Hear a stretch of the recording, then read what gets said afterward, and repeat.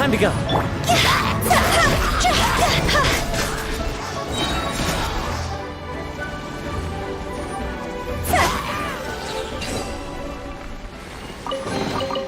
Jackpot.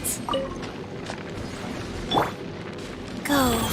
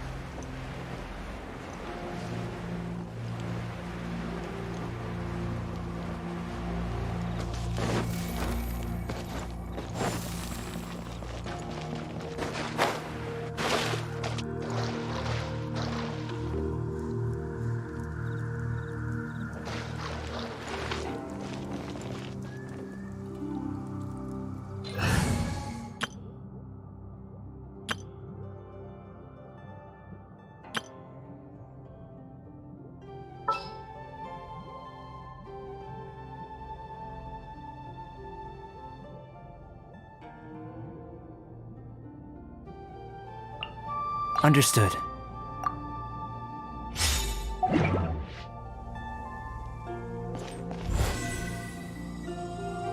Coming to be!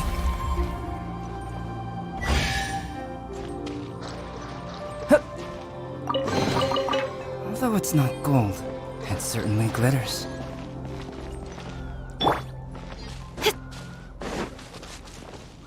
Incoming! I will not go quietly. That tingle? Amp it up! Feel the beat! That tingle? Decided by destiny!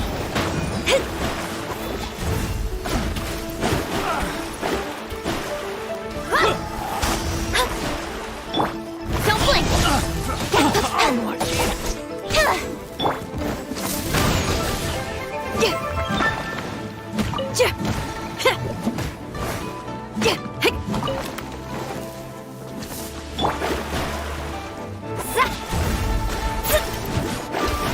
That tingle? Burst forth! Incoming! Let me scribe!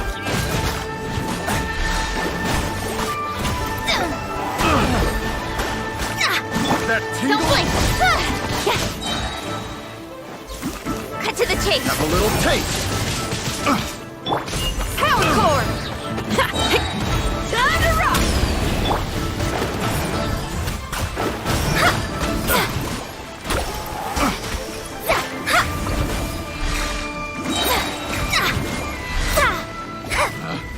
Picked the wrong test subject.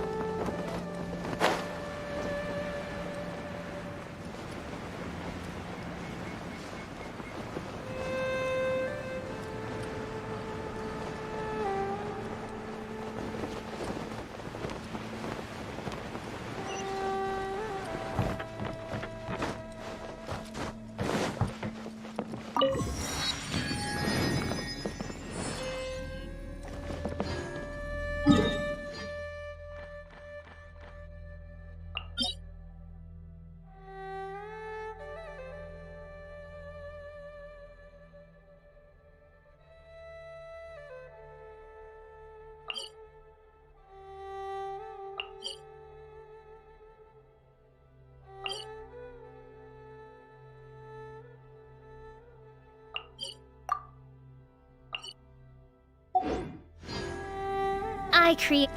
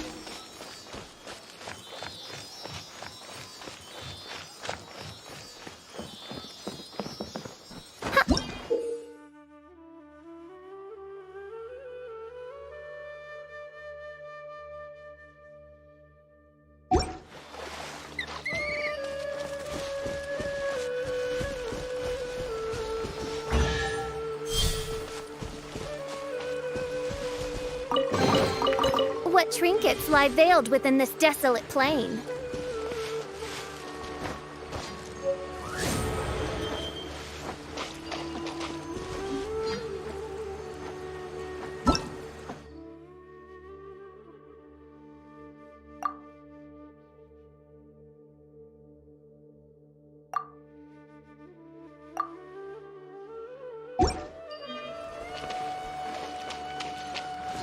I summon thee!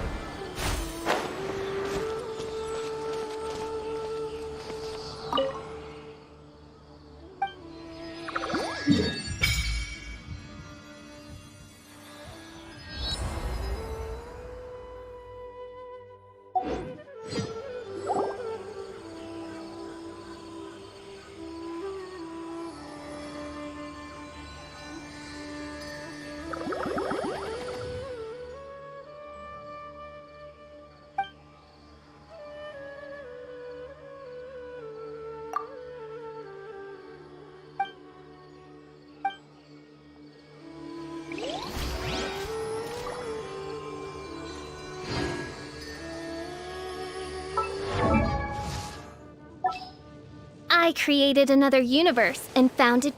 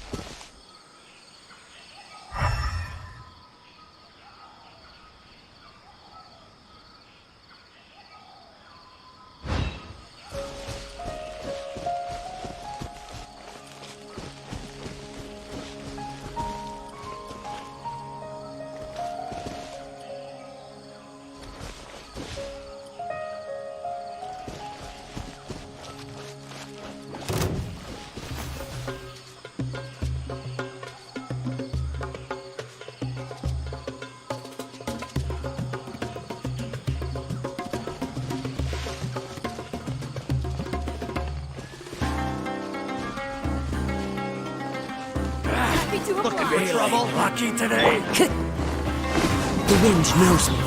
As one with wind and cloud. Higher, higher, can't fight fire! See?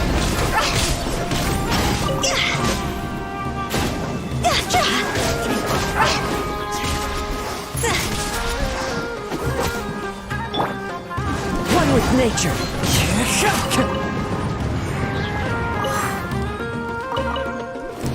Wings of darkness! Come, sever night from day!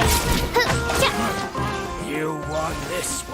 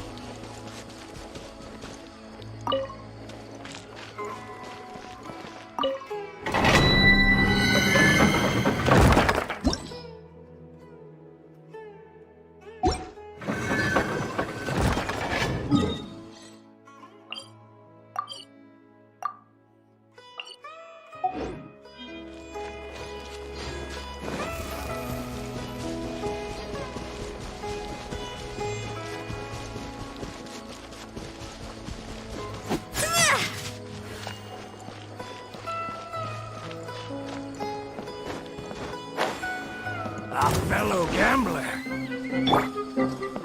Into the wind. Clouds high. The birds call.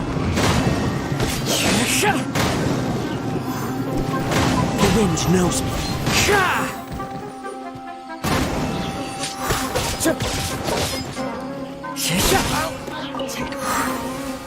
Into the wind.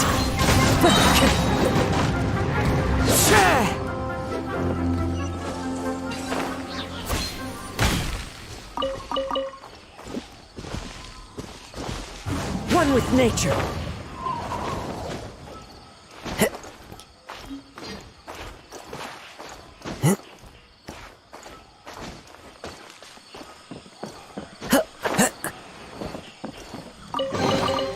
Brings a smile to my face.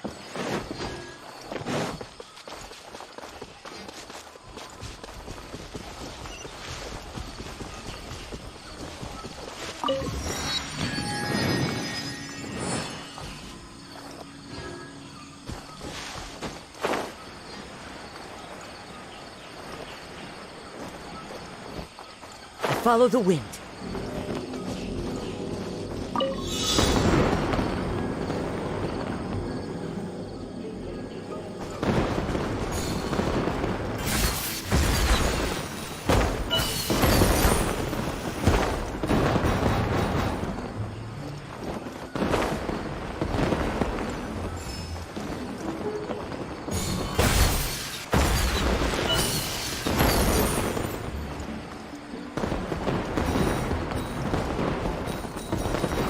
So many regrets.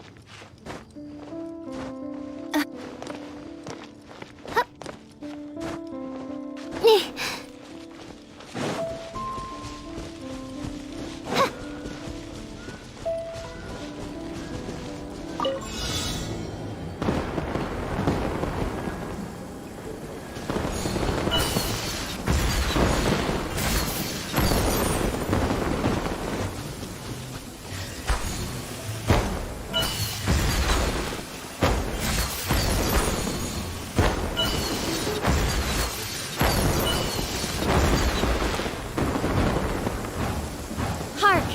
'Tis thundering retribution, an omen of dark times ahead. That, and main Fräulein's laundry is still alive. What? Seriously?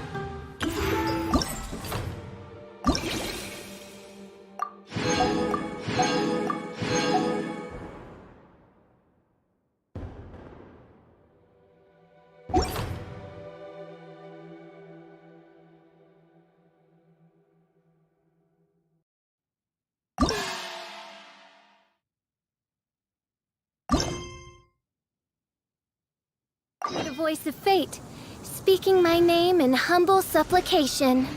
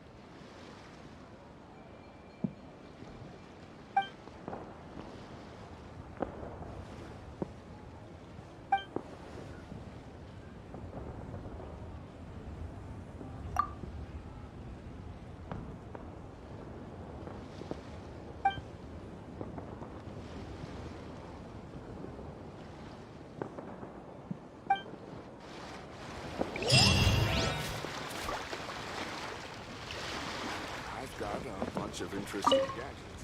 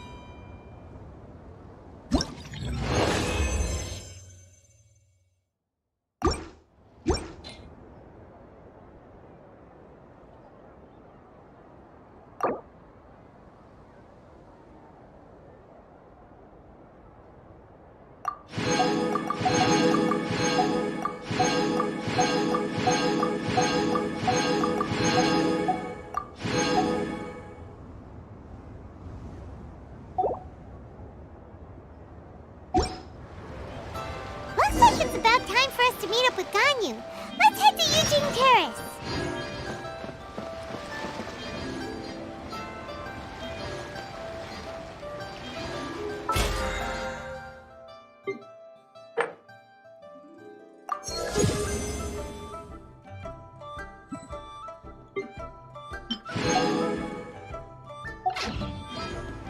I created another universe and found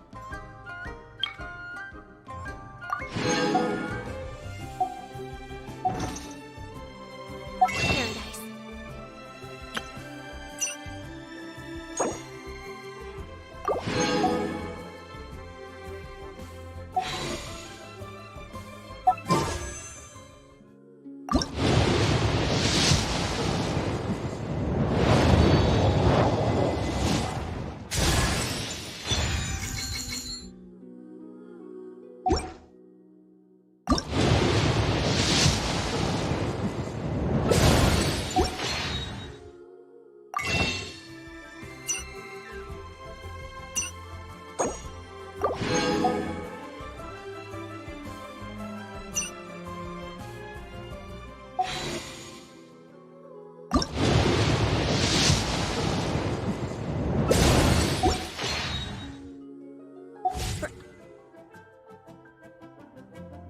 Why?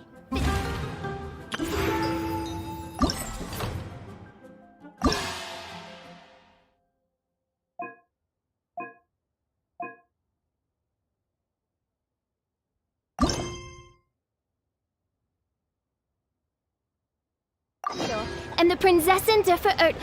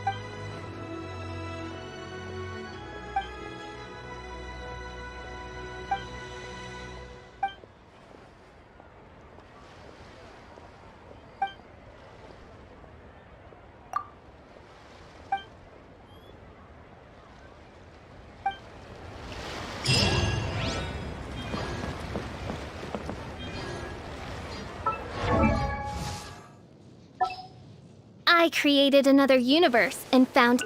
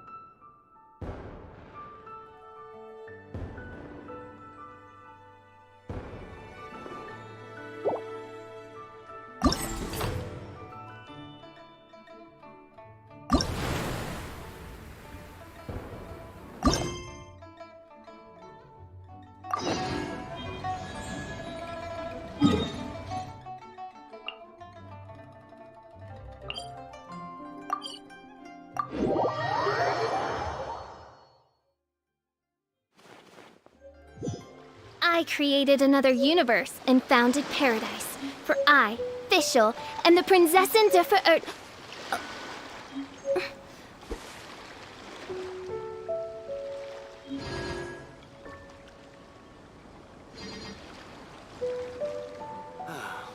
The waves are as calm as always.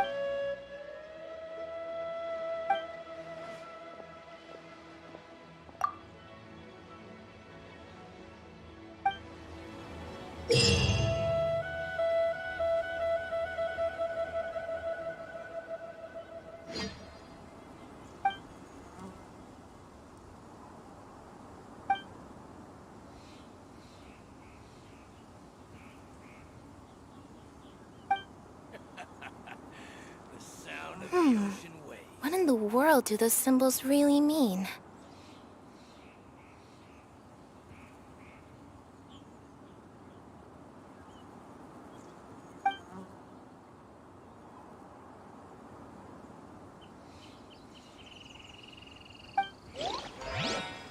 I created another universe and founded paradise. For I, Fischl, and the Prinzessin der Verirrt...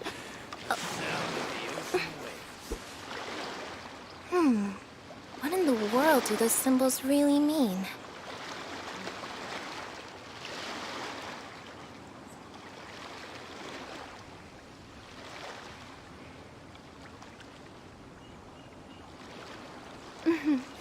May the glory of the Prinzessin bring light to this world.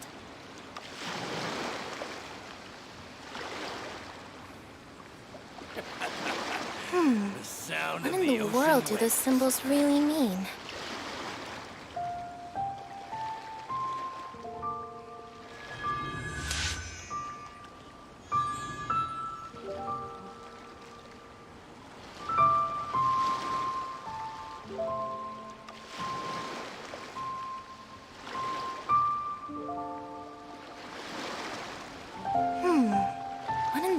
hell do those symbols really mean? The sound of the ocean waves.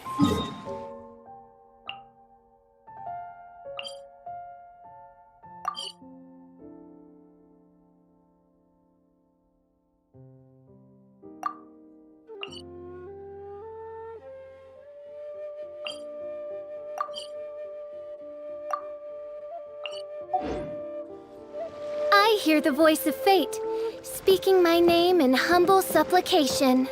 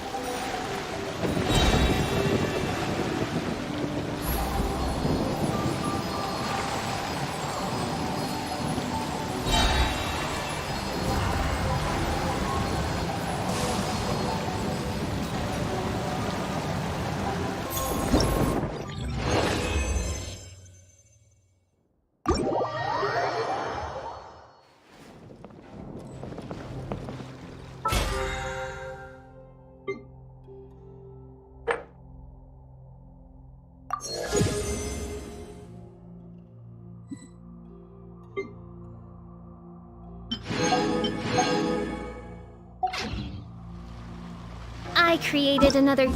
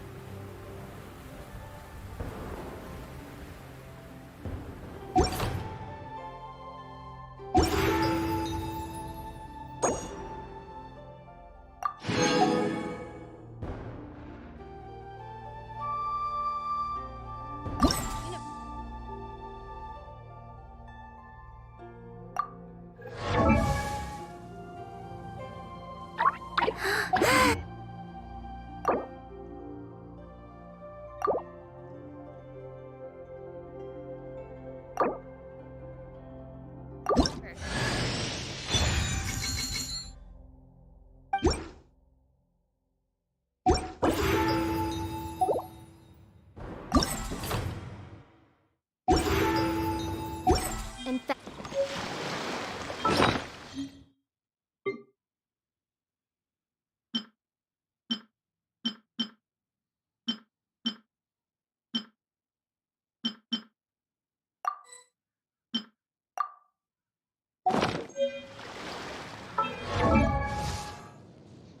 I created another universe and found.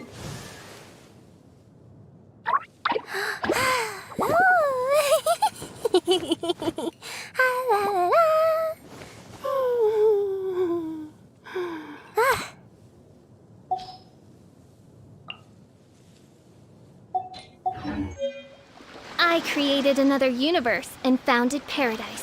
For I, fish. And the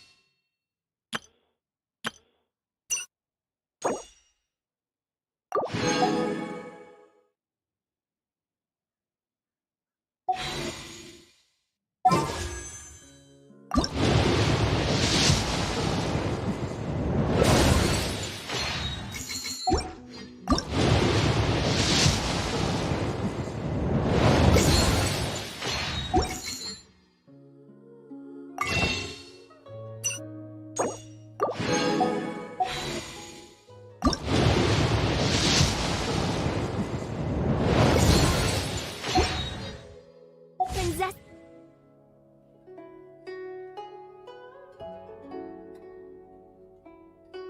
For Earth.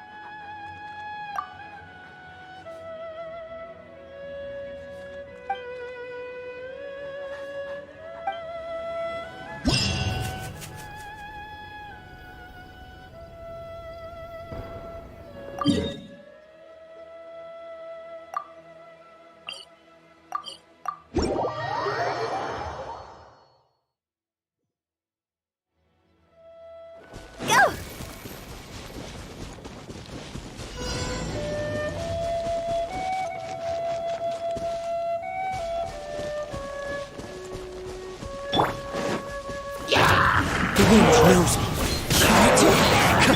Odds revealed by time to go.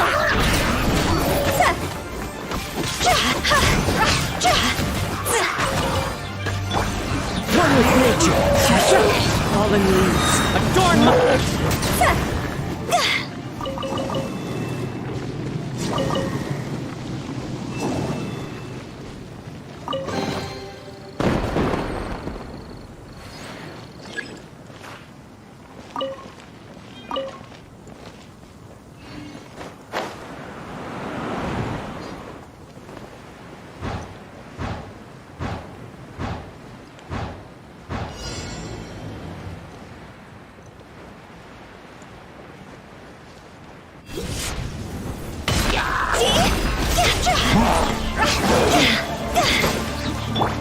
Into the wind. As one with wind and cloud. Midnight Phantasmagoria.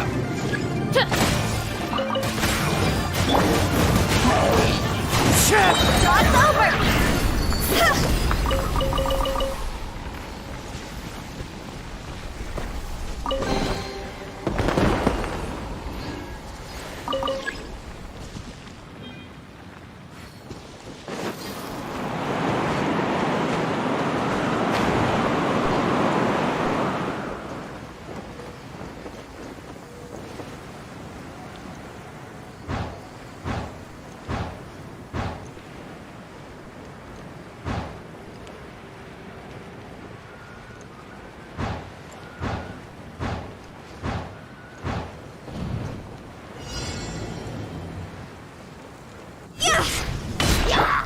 One with nature.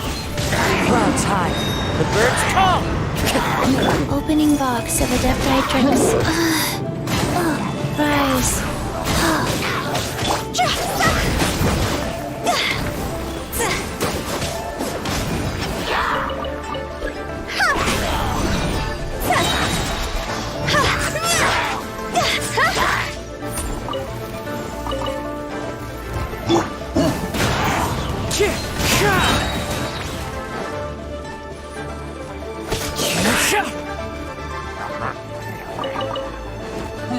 Into the wind.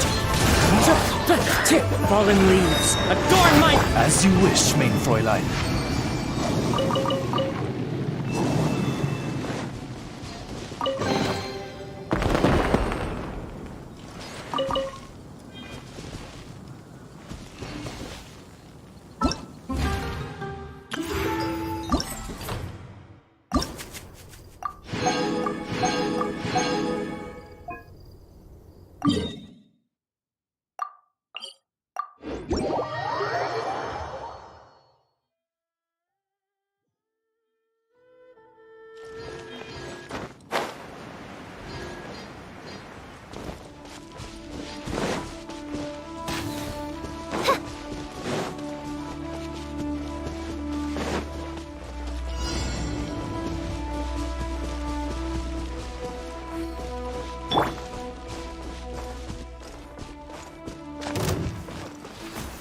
The wind knows me.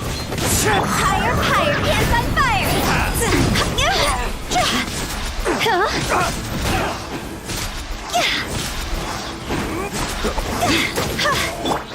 Sacred name, fortune preserve. Oh, go.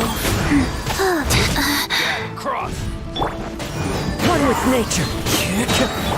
By royal decree. Another test. 3. Suffocate. Clouds high. The birds call. Time to go.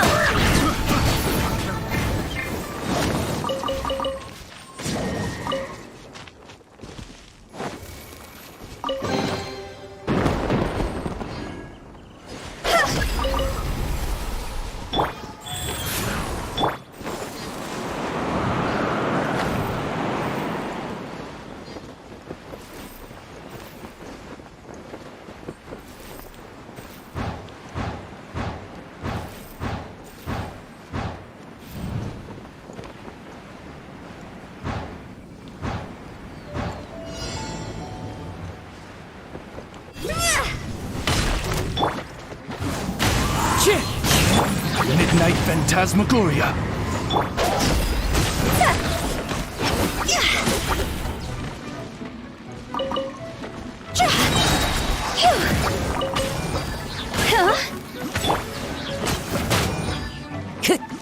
Into the wind. It's over!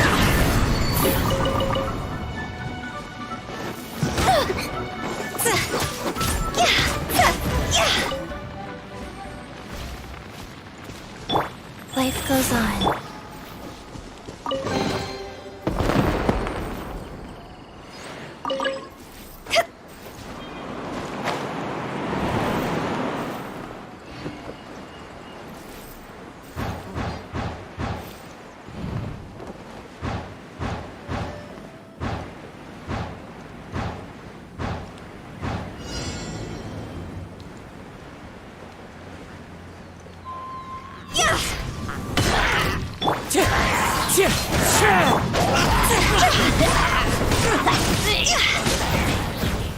Midnight Phantasmagoria!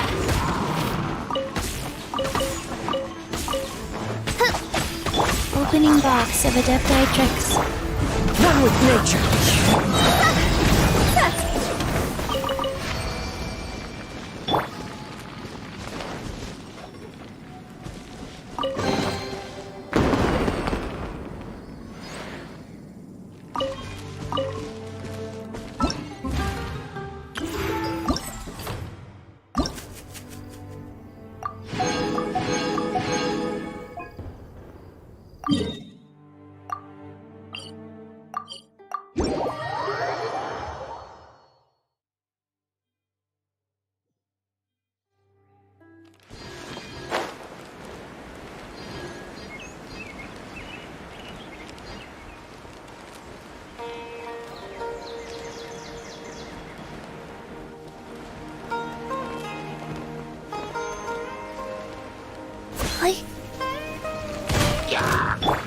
Into the wind. As one with wind and cloud. Go. Higher, higher, hands on fire!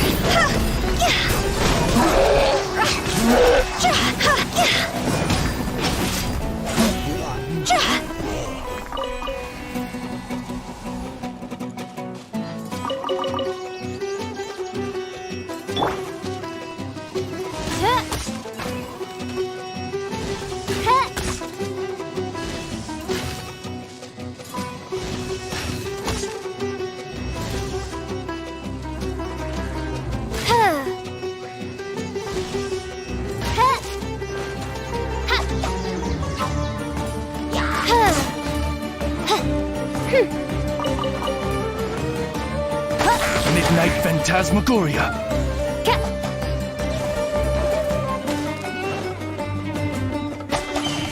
Wind strike.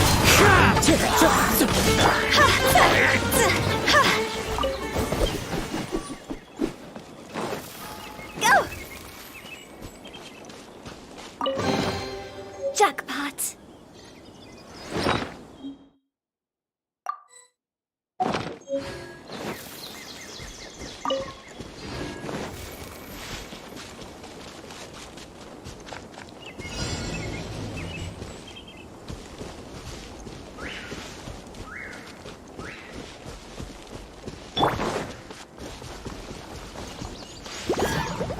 Clouds high. The birds call. The wind knows me. Time to go!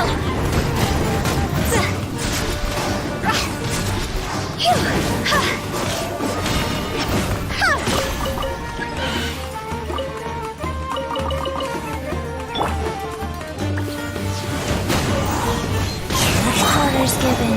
Orders received.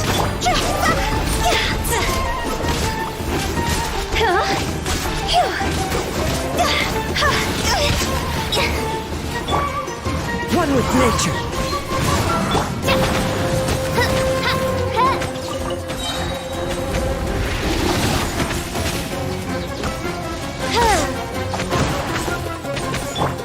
Higher, higher, hands on fire!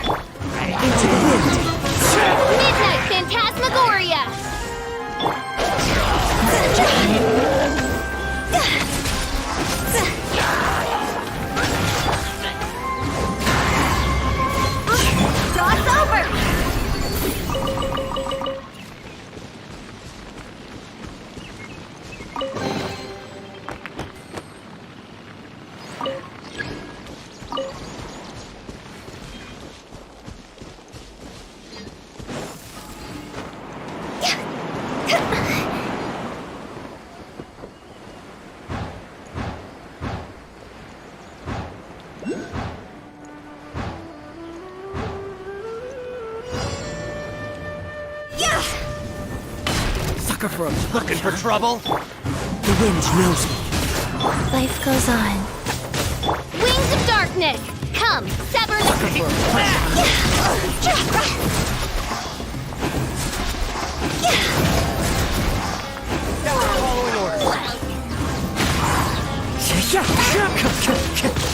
Opening box of Adepti tricks. Fire! On fire! Where do you think you're One with nature. As one with wind and cloud. Oz, reveal thyself! Hit! Hit!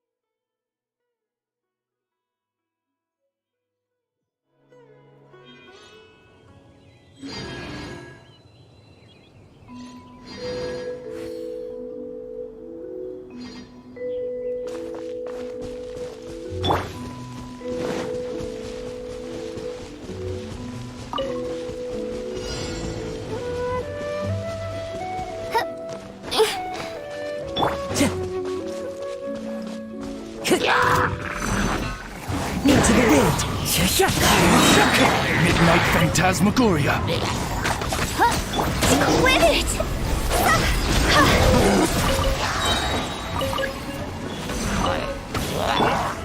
One with nature.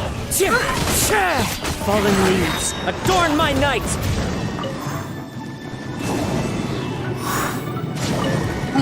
Into the wind. Time to go. Cross over! By royal decree!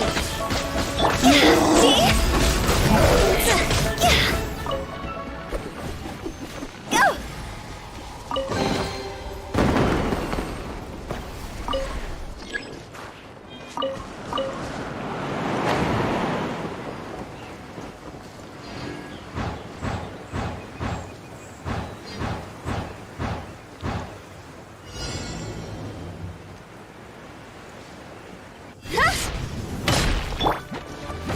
With nature.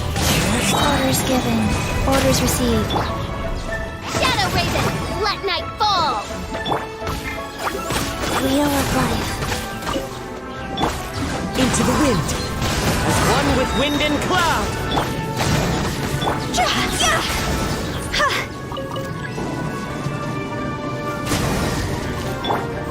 The wind knows me. Time to go!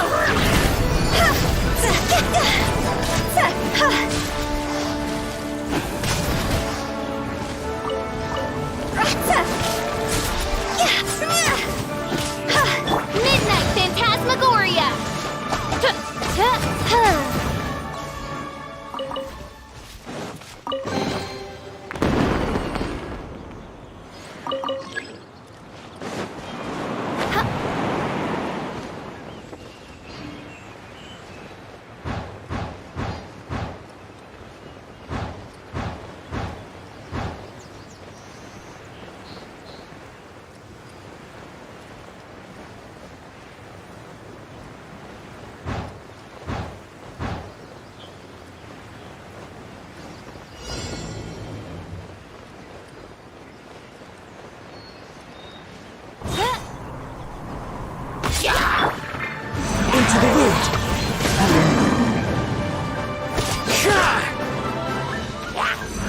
Clouds high, the birds call.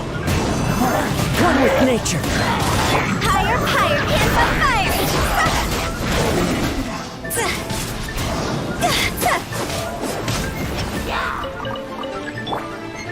Into the wind.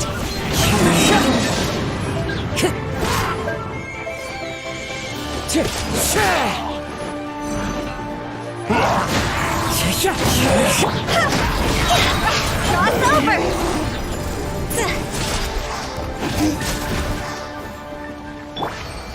One with nature.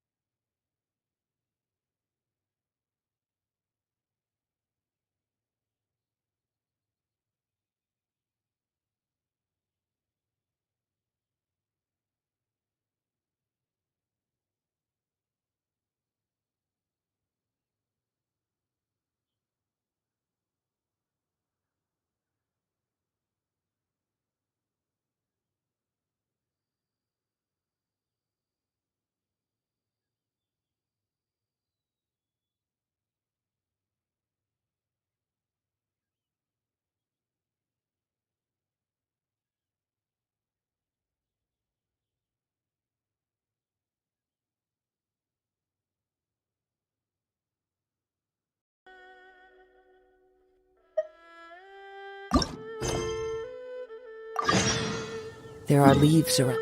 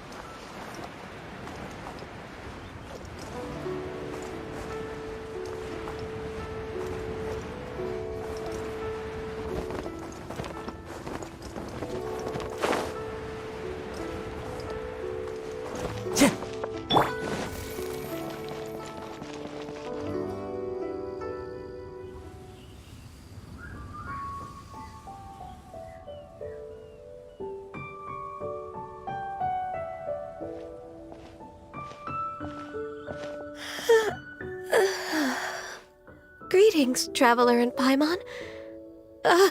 What time is it? Are you okay, Ganyu? You were nodding off there. Didn't you sleep well last night? I'm fine. Don't worry about me. Let's discuss the matter at hand. Since last time, I've been thinking a lot about the story Paimon told me. In essence, someone rescued a drowning man and performed some music. If that were all there was to it, it could have been many people, human or Adeptus. But the tune was allegedly so wonderful that the drowning man forgot about everything else, even his own impending death, and only came to his senses after being brought to shore. Perhaps there was an adeptal power at work in that music that he, as a mortal, could not perceive. Or perhaps he sensed a power surrounding him but lacked the words to describe it, not knowing where it came from. Either way, if this part of the story is true, then the rescuer has to have been an Adeptus. You really think so? But this story is all the way from Fontaine. Isn't this a bit of a long shot? Also, Paimon's really curious about how people from Fontaine think this fairy lady looked. Then she looked just like Ganyu. Guess that does technically make sense. Actually, Ganyu, if you had to save a drowning person, how would you go about it? Huh? Me? Well, I'd get them to the shore, and then I'd probably hide behind a tree and watch them for a while. Once I was sure that they were going to be okay, I'd slip away without a sound. Got it. So basically, Ganyu's the type of person who doesn't like taking credit for her good deeds. No, it's not like that. I'm just not very good at explaining things. And I also find it really awkward accepting other people's gratitude. Well, what if this Adeptus in the story had a similar attitude? That would explain why she just left without saying a word. She was probably thinking something like,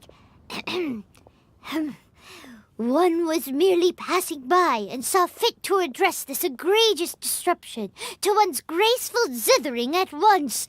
You may keep your thanks to yourself. That was actually a very good impression of Cloud Retainer, Paimon. As far as I'm aware, Cloud Retainer isn't the most musically gifted. Still, we can't completely rule her out just yet. If we set off now, we could head to Mount Outsung and ask her about it. You'll be able to confirm either way if it's her, and I can, I've been in Lea Harbor for so long now that I'm just not as familiar with the Adepti anymore. If there's anything we want to know about them, she's the best person to ask. Sounds great! And we're pretty close with Cloud Retainer by now, so we probably don't even need to bring her food this time, right? I've prepared a gift for her to mark the festival, just in case. However, Cloud Retainer spends most of her days studying mechanisms in her abode. She's on her own so much of the time that the moment she has someone to chat with, she just... Never mind. I promised I'd help Mr. Dvorak, and now that I've made the contract, I can't be having second thoughts. Traveler, Paimon, let's set off for Cloud Retainer's abode. Seems like this is a tough decision for Ganyu, but she's made up her mind now. Paimon gets why she'd be so anxious. Okay, how about this? If Cloud Retainer tries to start telling stories about her again this year, we should pipe up and change the topic. Wait, did she leave already? Hey, Ganyu, wait up!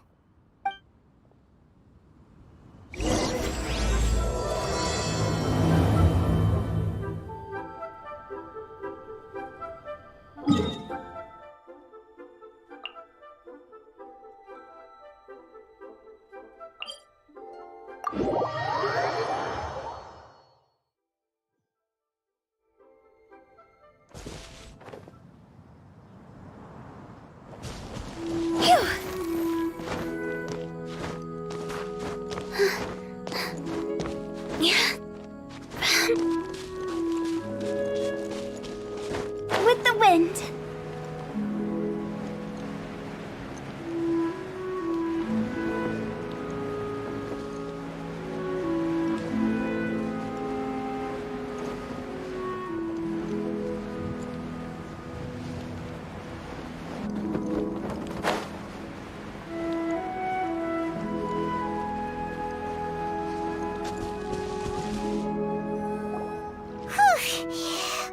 Everyone's so tired from trying to keep up. Don't either of you need to take any breaks?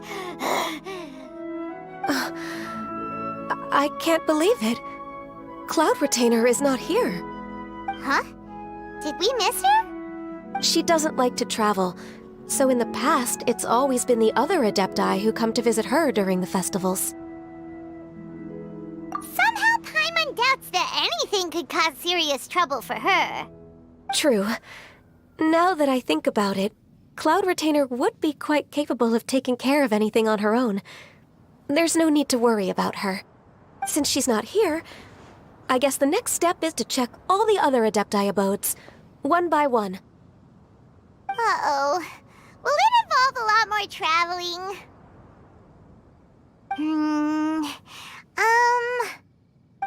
Got it! Paimon has a great idea!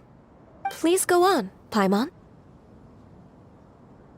Our goal here is to find the Adeptus that helped Dvorak's ancestor, right? We can't hear any music right now, but if she's really as nice as the story suggests, she'd definitely come to help anyone who was drowning, right? Yes, I think that's fair to say. So, all we have to do is get the Traveler to pretend to fall into the water, and the Adeptus will come to the rescue! You know perfectly well that Paimon can't swim! Paimon would sink like a rock! Just trust Paimon! The water's pretty deep over there! Quick, swim to the very center!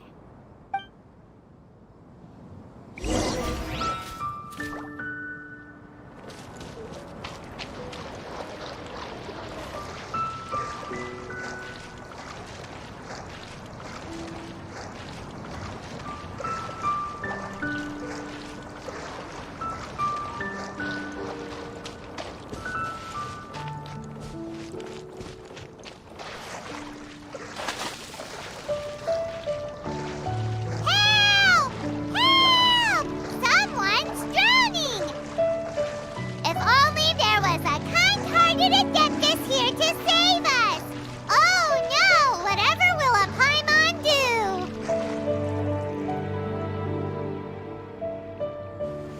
What is going on?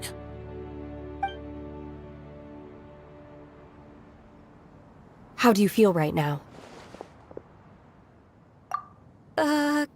Shenhe! And the Conqueror of Demons. Why don't you say something? Please don't make Paimon explain it. Okay, fine. Paimon will explain. We're looking for an Adeptus who's good at being a lifeguard and playing music.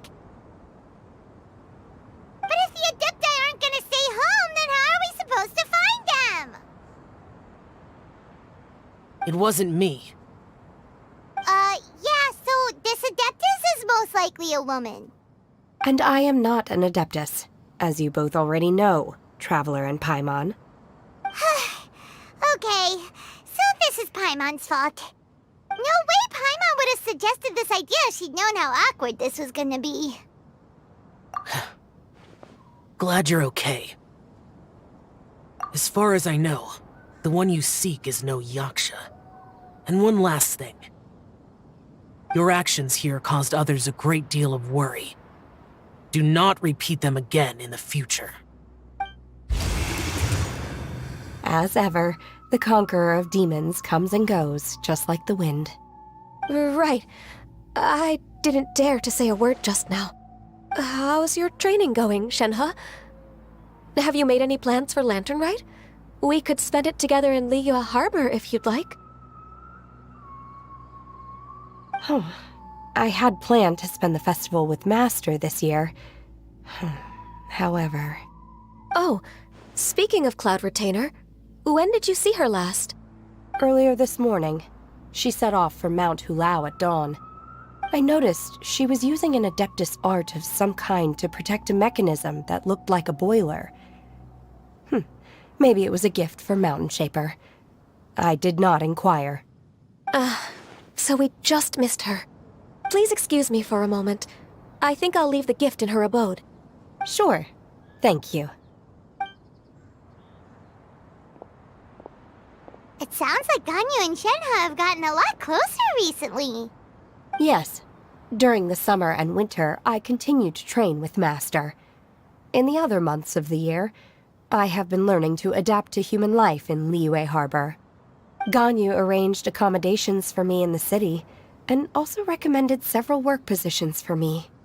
But when I try to blend in by referring to her as Miss Ganyu or Lady Ganyu, like the others, she says I mustn't address her like that.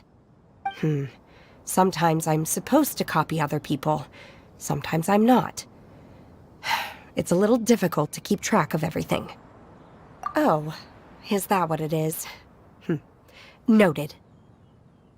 So, you came looking for Master today because you wanted to ask her about the Mystery Adeptus. Is that right? Yep. Oh, speaking of that, have you ever heard any music while out training in the mountains? Music? What is that? It's, a kind of a happy or relaxing sound. Or, a nerve-wracking sound. Or even a terrifying one. Okay, I'm done. I also left her a note so that she knows where to find us. We won't miss her again. Yay! That's really helpful. Thanks! We were just talking about this thing called music, and based on Paimon's description, I do believe I hear it every day. Please follow me. Oh, really? Great, let's go!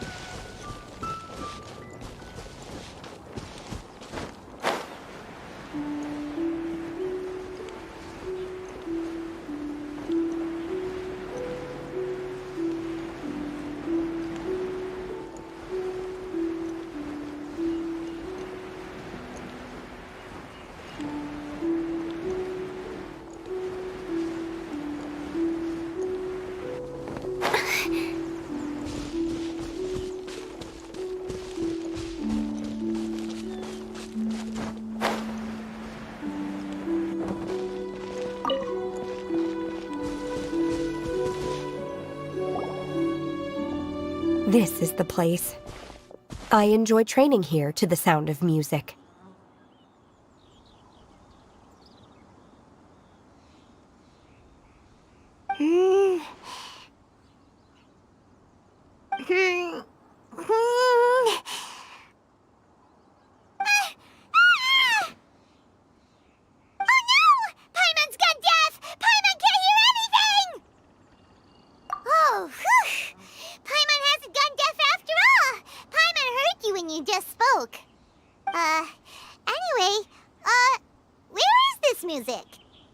The faint sound of birdsong, the quiet murmur of the streams.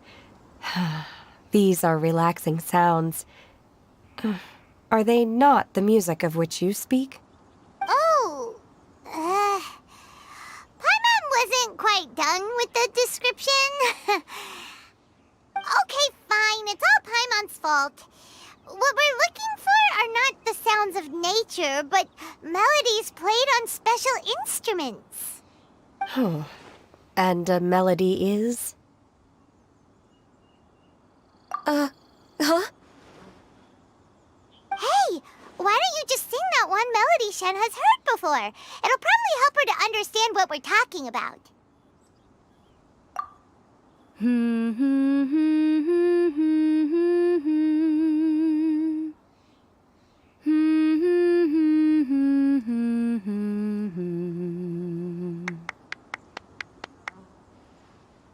Oh, was that from the opera that Yunjin sang? That was a melody, and melodies can be called music. It felt like I was transported back to the past. In my mind's eye, I could see the Zhao lanterns lighting up the night sky again. We're all there, raising our glasses and drinking to our heart's content on the Jade Chamber. As I watched Yunjin's performance, I felt a warm sensation in my heart. And as the drink reached my stomach, it went from warm to hot. When you hummed that melody just now, feelings from a whole year ago came right back to me, as strong as they were on that day. So that's the power of music. Wow, Shenhe. That was so deep! Music definitely has the power to bring up memories.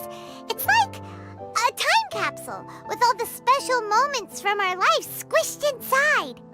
What about you, Ganyu? Are there any melodies that have left a deep impression on you?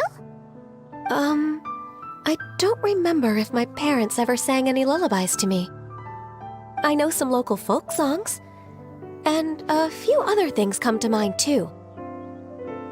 The songs of the sailors down at the docks, the little ditties that the vendors call out in front of their beloved shops, the tunes of folk artists performing on the streets. Yes, that's right. In the past, whenever I heard the sound of those tunes, I always felt that they were worlds apart from me. Nenny and Liyue probably view me as a non-human. And they are right, in the sense that I never could connect with humans' artistic expression and their sentiments. So I haven't been able to integrate into their community and be a part of their lives. At least, that's the view I held in the past. Only more recently did I start to realize that the only barriers are ones that I have erected with my imagination. The way those melodies make me feel isn't all that different from other people after all. They're about mundane details of everyday existence. Life's ups and downs, joys and sorrows. Even though we come from different backgrounds and have different stories to tell, when it comes down to the most common things that we see and experience around us each day in the city, in that sense, we're all the same. You go, Ganyu! You're really making progress. You have loads of friends in Liyue Harbor when you think about it. Okay, maybe some are more like coworkers and bosses. But at the very least, Keqing and Shenhe are your friends now, right? Yes, I am. Technically speaking, we should refer to each other by the conventional forms of address used among fellow disciples. But now that I know what constitutes a friendship, I do believe we are more friends than co-disciples. Thank you, everyone. Once the days are warmer, I would like to host you at my home in the city. Please invite Keqing as well. I've planted many types of flowers. I'm sure some of them will be to your taste. You are too kind. I couldn't possibly. Nonsense. You are my friend. I have cultivated and cared for the flowers just as you taught me. Once you've seen them for yourself, I am sure you can advise me how to do an even better job next time. I will save some for decoration. We can feast on the rest. Then, thank you in advance. Wait, what is that saying again? If you insist? Do people say that? I'm not completely sure either. It doesn't matter, okay? You got the point across. No need to split hairs. Paimon's more concerned about your idea of a girls' night out. Eating flowers? Really? Does this have anything to do with you both being the disciples of that illuminated bird? Who dares refer to one not by one's Adeptus title, but merely as that illuminated bird? Master. Our greetings, Cloud Retainer. Ah! There it is! The illuminated bird has landed! Double humph. Now she has the gall to use it rather than she. Even after being chastised once already? Barely a moment has passed since we last met, and yet your impertinence has reached new heights. Very well. If you refuse to learn your lesson, one shall scold you no further. One has received your message from Ganyu.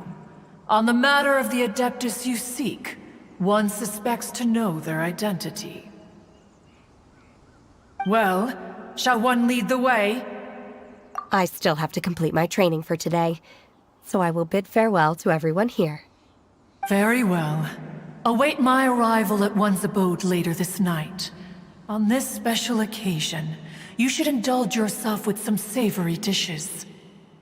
If you want to release a Shao Lantern, come and find us anytime. Thank you, everyone. Happy Lantern Rite to you too.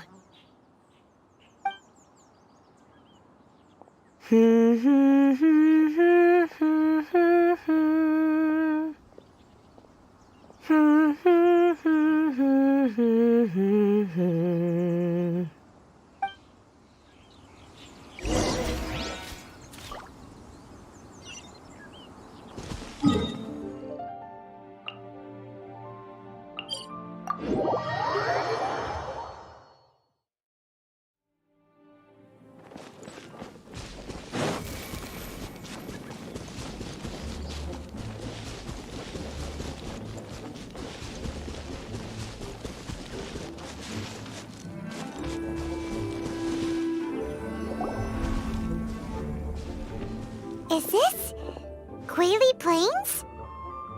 Cloud Retainer, why did you bring us here? Ganyu is of course familiar with the name Guizhong, but have you ever heard of her? Guizhong is another name of Agentis, the god of dust. She was extroverted in nature and adored social gatherings and inventions alike. Long ago, this region was yet a prosperous assembly. Guizhong often invited her friends to visit her home, reserving for us seats around the largest stone table. Sea Gazer would always bring out his latest treasure and place it upon the table.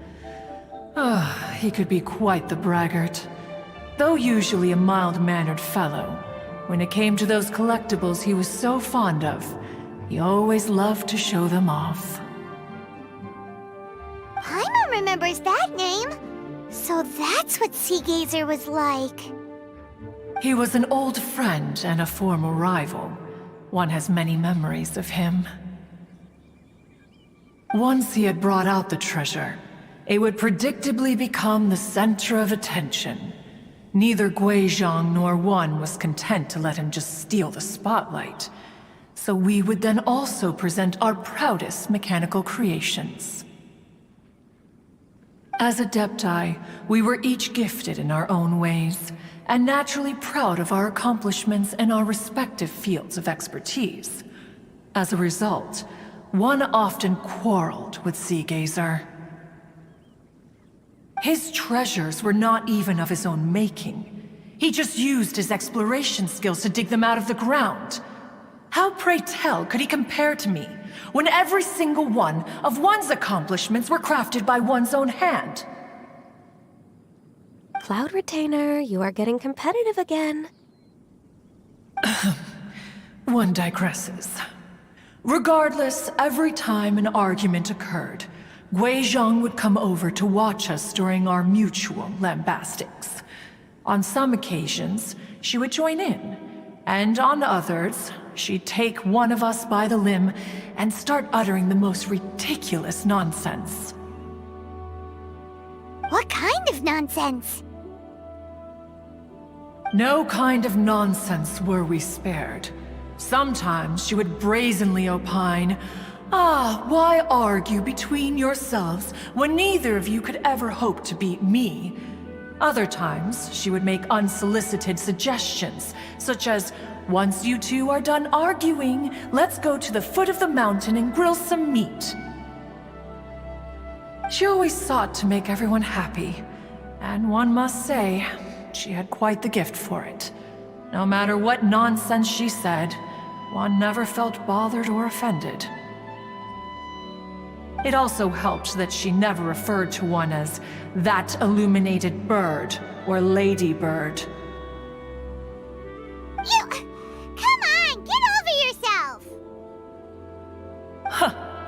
Anyway, just as our impassioned arguments would reach the apex of acrimony, Marchosius would bring his delectable dishes to the table. Who would dare snub the stove god and his wondrous creations? At the sight of him, we would all immediately drop the argument and prepare the table for a night of feasting and drinking. Back then, one was always bothered by how the cups Rex Lapis brought were always too square for one's taste. Can you see yourselves ever enjoying a drink from a square cup? Precisely. So, as you can see, even one as great as Rex Lapis was not immune to making the occasional blunder. Even one could never find fault with Marchosius's cooking. As we ate, Guizhong would continue to find topics for conversation, filling the table with humor and laughter. Each of those old fossils had their character flaws and points of obstinacy. So why was it that whenever we dined together, we always had a marvelous time? We would drink together from a spot high in the mountains until the moon set and the sun rose, and only then would the banquet finally come to an end. Streetwood Rambler would often remain to admire the flowers with Guizhong before returning to her own abode. The glaze lilies were far more abundant back then. Entire fields of them would appear to the eye as a veritable sea of flowers. Streetward Rambler? That would be Ping. You probably know her as Madam Ping. Oh, okay. Wait, this is a lovely story and everything, but didn't we come here to find that Adeptus from Mr. Dvorak's story? Or are you saying that it was Guizhong? Didn't she, already, Alas, long has one avoided this place for precisely that reason. The sights here are a reminder of a time long gone, and evoke much sorrow. One should have guessed that you would disrupt one's poignant moment of mourning with your incessant questioning. No matter, one will share the whole story with you now. In times gone by, one quarreled oft with Guizhong concerning mechanical principles. We each had our ideals, and neither would yield. Under the pretext of a social gathering, one invited the impartial Rex Lapis to judge the quality of our creations. But Rex Lapis declared that Guizhong's Obscuro Vulpus mechanism was superior. Though one was too proud to acknowledge it, in one's heart, one knew that Guizhong was indeed the superior talent in the mechanical arts. As for the story between Guizhong and Streetward Rambler, that begins with a certain bell. In Guizhong's opinion, while mechanisms were no substitute for human composers, they were yet capable of producing simple but fine melodies. But Streetward Rambler believed music to be an expression of the soul, an emotional enterprise that could never hope to be replicated by machinery. They argued endlessly, until one asked Rex Lapis to intercede. He confiscated the bell and designated it for ceremonial use. Thereafter, one would often find them convening in the mountains, discussing music, mechanics, and all the affairs of the mortal world. But these good times were not to last. War broke out between the gods, and soon engulfed the Guili plains. Guizhong was overpowered by the enemy, and fell in battle. When Streetwood Rambler and I arrived at the scene at long last, all that remained among the ruins was her lifeless body. After this, at Streetwood Rambler's request, Rex Lapis granted her the cleansing bell for safekeeping. To honor our friend's memory, one made a few finishing touches to her ballistic device. Many lantern rites have passed since then. Many greetings and goodbyes. Upon what do you gaze? The Guili Plains? No. It's everything.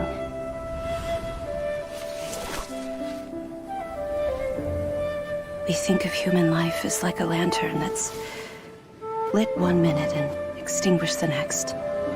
But are we Adepti so different? Perhaps as dust settles after a storm, we too must one day return to the world below. One has always been austere and private by nature, and has never relished socializing. One's dealings with Guizhong were born out of discussions on the discipline of mechanics. What? You have loads of friends, and you seem pretty chatty. Just because one is not ignorant of social graces does not mean one is fond of them. One is perfectly capable of partaking in conversation despite being introverted. But in the end, one is nothing like Streetward Rambler. She is dauntless but thoughtful, not to mention eloquent and wise.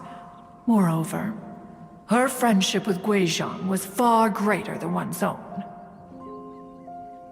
Back when they were rivals, they would often compete against one another in the realm of musical composition. That cleansing bell was one of Guizhong's proudest works, having the ability to both compose and perform. Wait, that's weird. Didn't Madame Ping say she pestered an old friend for that bell? And she also said something about being a vain beauty when she was young or something. Streetward Rambler, a vain beauty. My foot. That bell has a sad history. Clearly, she refrained from sharing with you the truth of its origins, since the right time had not yet come.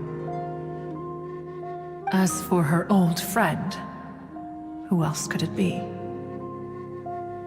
As soon as Streetward Rambler heard that a certain Zhang Li wished to borrow the bell, she realized that the man was none other than Rex Lapis, and that he had made an enormous decision. After all, we all have known each other for several millennia. Some things between us are implicitly understood. Whoa! So they were talking in secret code? Oh, Paimon did not see that one coming. Enough of your intrusions. Where was one up to? Ah, yes. One remembers now. The cleansing bell is powered by a mechanical art, and can be used to great effect as an accompanying instrument. After the passing of its creator, it was used on numerous occasions during rites of parting. But Streetward Rambler did not acquire it from Rex Lapis for the purpose of producing further funerary tunes. No. Each time she rang it, it was to play the tune that Guizhong composed on it. The two once clashed over their beliefs about the meaning of music. Who would have thought that with Guizhong's passing and Streetward Rambler's mourning, two tunes composed in discord would eventually become one harmonious composition?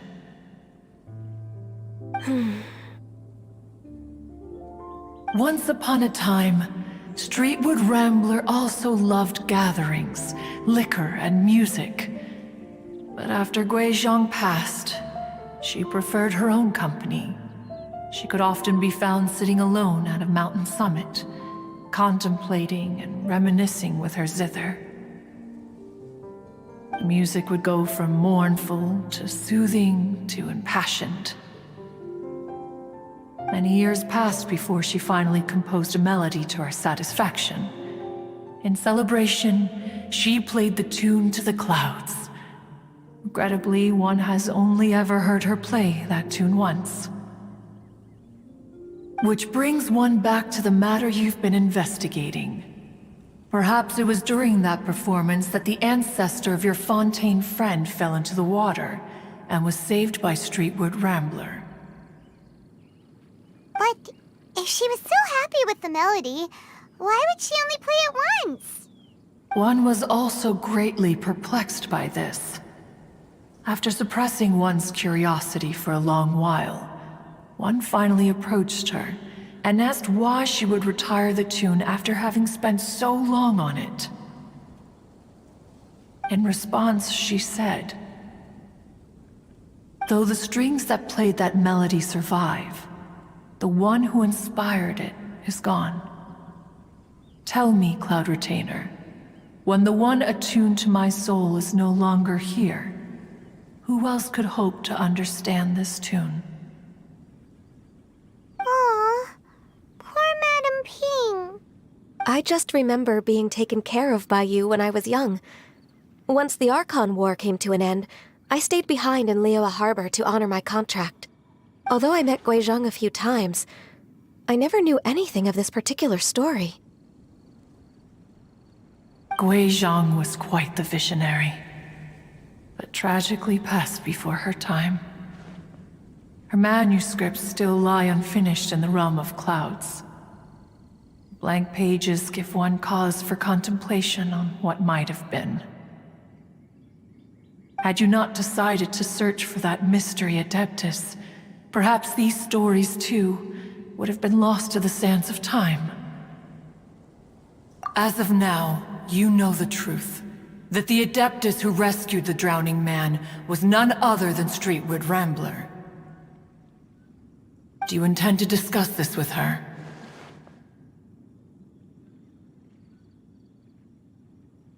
Do you mean Ping might find the topic too distressing? Precisely. The passing of our old friend is a heavy topic that both of us are usually careful to avoid. If I may be so bold, Cloud Retainer, could it be that this is just your own personal opinion? Oh? How so?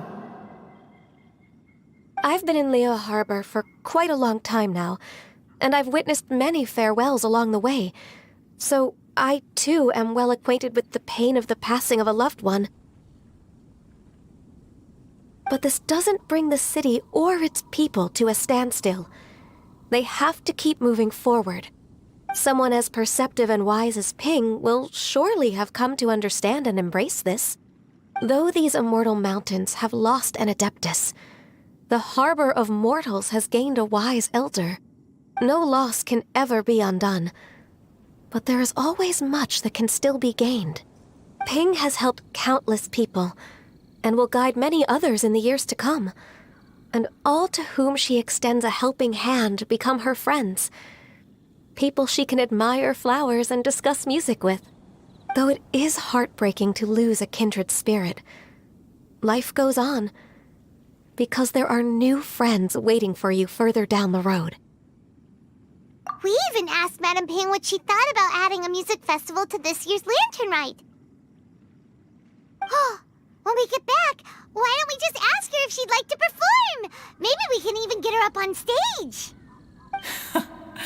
You youngsters and your imaginations. Why don't you come with us? It's been a long time since you last spoke with Ping, and Liyue Harbor is always decorated so beautifully during the festival period. Is not every Lantern Rite the same in this regard? Were there ever anything new to discuss? One in Ping could meet any day of the year. I disagree. Each new day and each new year is different from those that have come before. How long will you simply let them pass you by? The edibles she brought this time were indeed quite delectable. Very well. Then one will be off. If the other old fossils have sneaked away into the city to amuse themselves, one shall soon find out. All right. We should be getting back to the harbor as well. We don't want to keep her waiting. Once the Guili Assembly, Now the Guili Plains. Say, if we planted flowers there and cared for them carefully enough, do you think that one day we'd be able to recreate the sea of glaze lilies? Allow one to take back one's praise from a moment prior. You are still far too given to flights of fancy, child. What? Cloud Retainer? You were still listening? One observed that you were making no effort to leave, and returned to chasten and hasten you. This time, one is departing in earnest.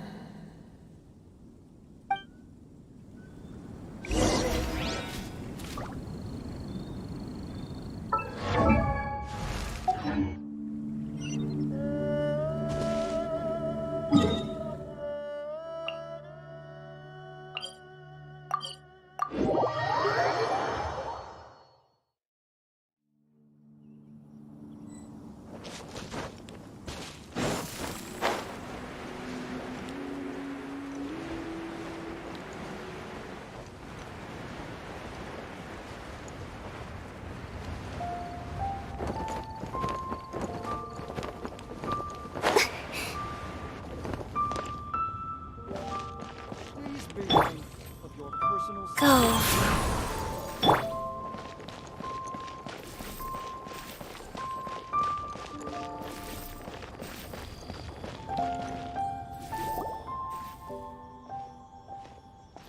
Whoa! Madam Ping? And Cloud Retainer? It appears you made haste after all. One arrived but moments before you. Oh, bless my soul. To what do I owe the honor? How nice of you all to come and visit me. Miss Illuminated Bird, haven't you said anything yet? Said what, precisely? And why should one be tasked with saying it? 'Cause you're the one who's known Madam Ping the longest. Street word. Or rather, presumably, you would prefer to be addressed as Ping? Oh, Cloud Retainer, you are uncommonly polite today.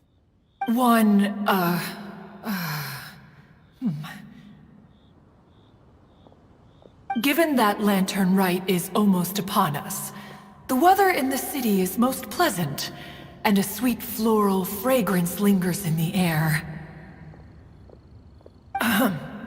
Ganyu, please continue from here.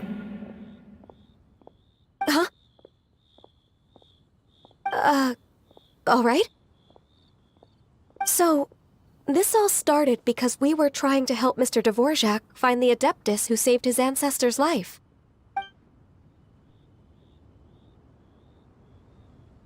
Cloud Retainer informed us that the one who played that melody and rescued the drowning man was none other than yourself. Let me think. Yes, I do believe I recall that encounter. What a long time ago that was. I'm surprised that you still remember it. Even more astonishing, perhaps, is the fact that this story has survived this long at all, when mortal lives are so very brief. It appears that she has proven herself right once again. Who's she? We like to call her Guizhong. From the look in Cloud Retainer's eyes, I sense that she has already told you all about her. Albeit reluctantly, one might add. There is no harm done. After all, Lantern Rite's very purpose is to commemorate the heroes who gave their lives for Liyue. Although Guizhong did not live to see the splendid sights of today, she was as much a hero as any other. So how has she proven herself right again exactly? Once upon a time, she said to me that humans were a weak form of life that she wished to protect with her wisdom. But as she interacted more and more with them, her opinions on them began to change. She marveled at the beautiful complexity of their spirits, the sheer splendor of all they could accomplish through their hard work and intelligence. She told us that to underestimate human potential would be to make a grave mistake.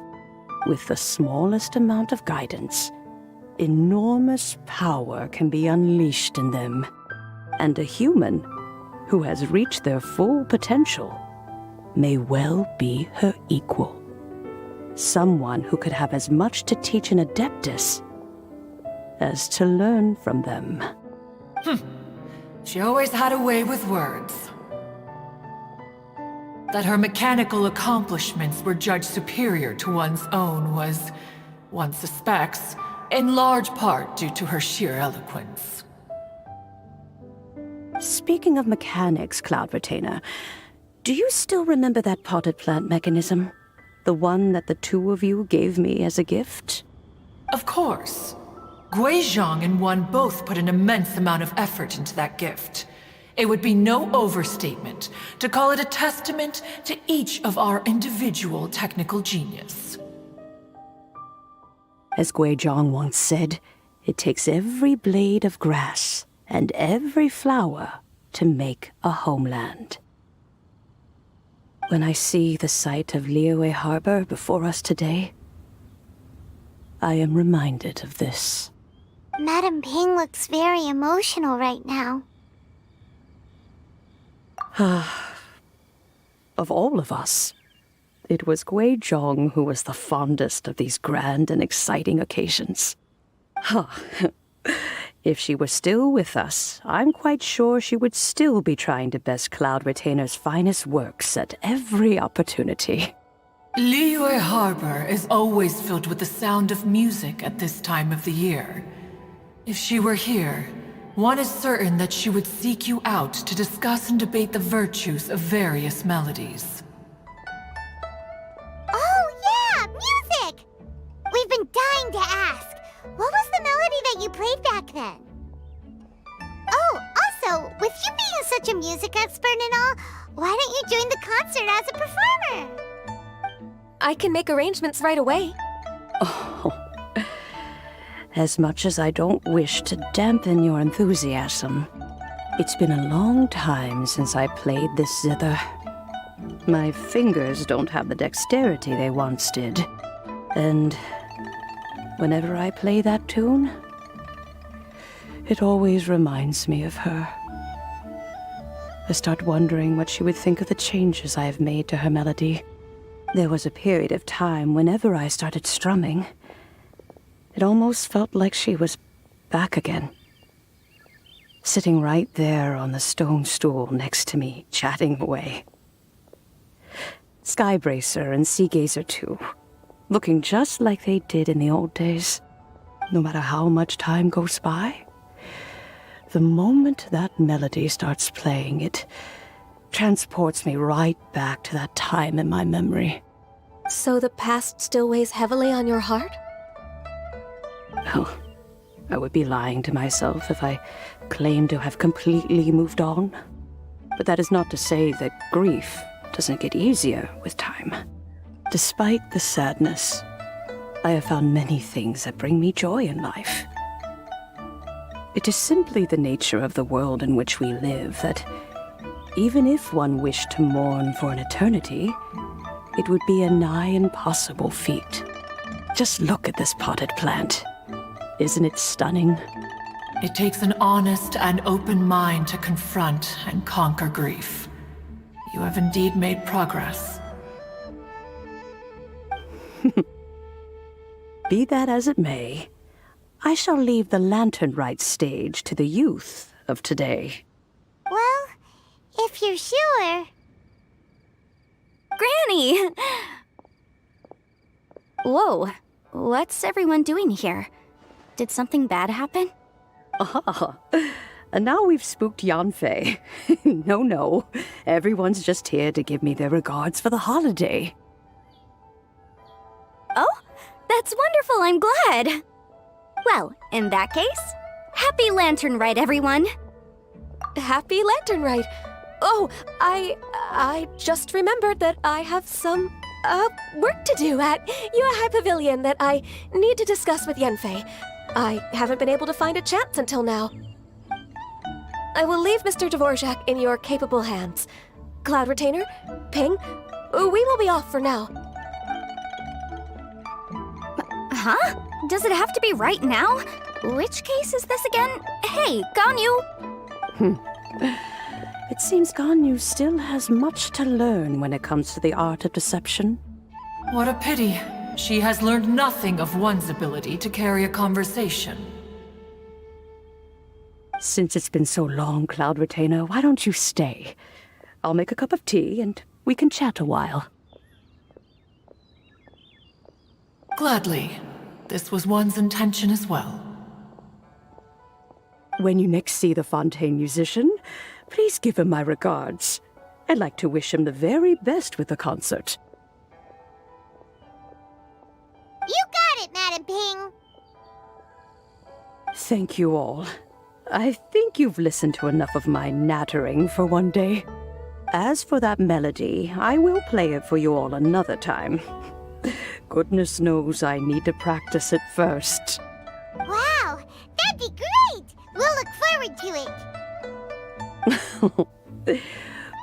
When that time comes, wherever her spirit may be among the countless grains of sand and specks of dust between the harbor and the mountains, perhaps she will look at the Liyue of today and steal a smile when she sees the prosperous land that it has become. All right, let's go tell Mr. Dvorak the news. Ping, what say you to convening more often in the future? That would be quite wonderful. But I must say, after all this time, I've grown quite accustomed to the harbor. When we are to meet, I shall have to trouble you to make the journey to the city. You sound just like Shenhe. The child is constantly telling one all sorts of stories from the city, as if one was partial to them. Have you ever considered moving to the city, Cloud Retainer? There are plenty of people here to talk to. I think you would find it quite the antidote to the monotony of solitude. And if you looked around, I suspect you would find some young minds with an interest in the mechanical arts. Some of them even worth training. We shall see.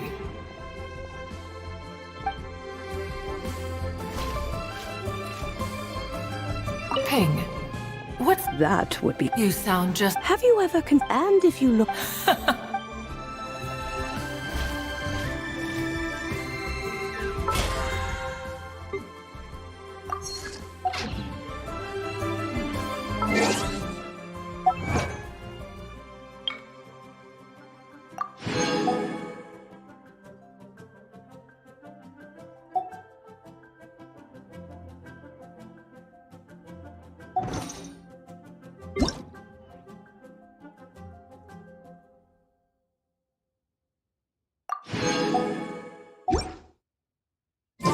Wanna come over for tea?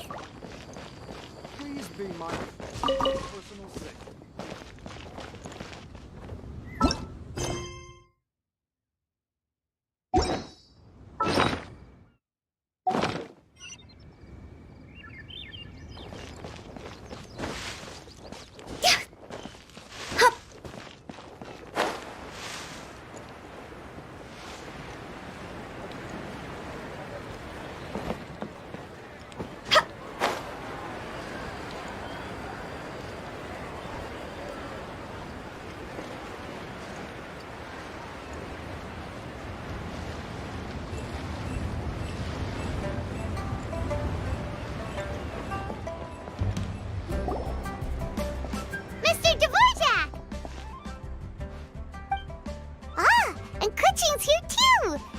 Helping set all of this up.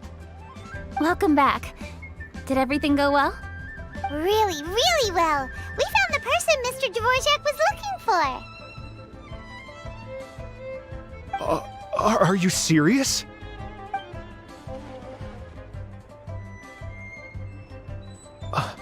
I see. So the melody my ancestor heard was an Adeptus remembering her late friend? That certainly explains why it was such a powerful and poignant tune. Huh. That's a really interesting first reaction. Guess that comes with having a musical mind. I have to say, though, it's hard to believe that the fairy from the tale is now an elderly granny. Oh, Paimon knows exactly what you mean. Normally, Adepti don't age at all. But Streetward Rambler, or Madam Ping as we know her, probably only became old because it's what she wanted for herself.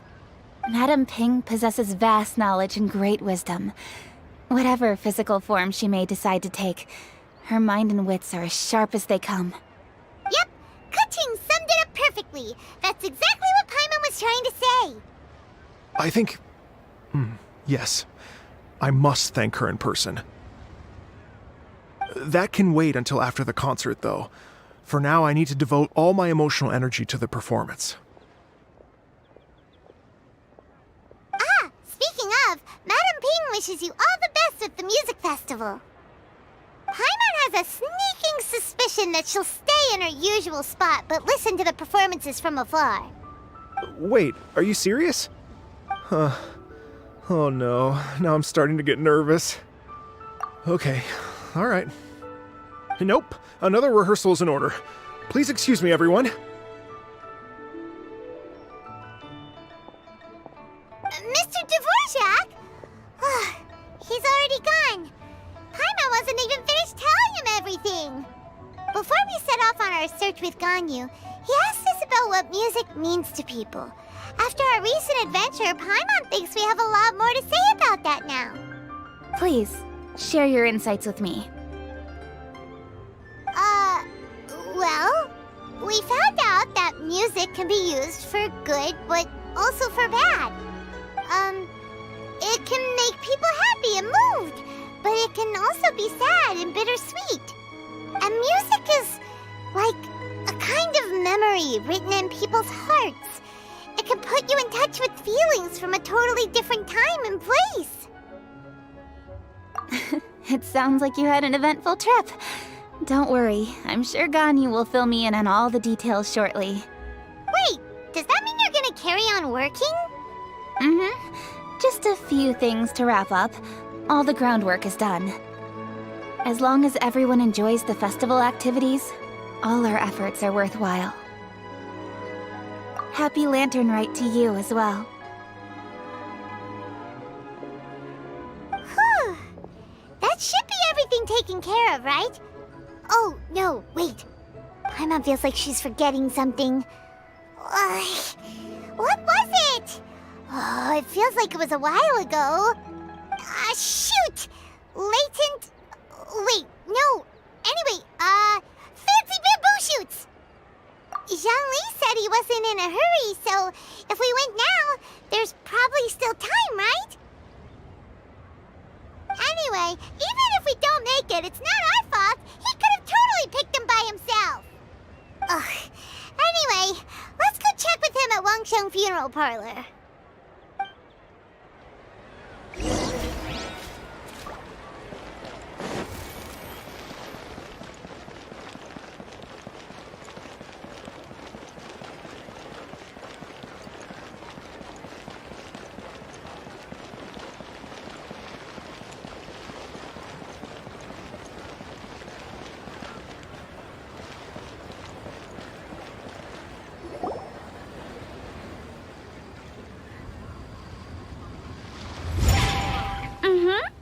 Da da da da da da da da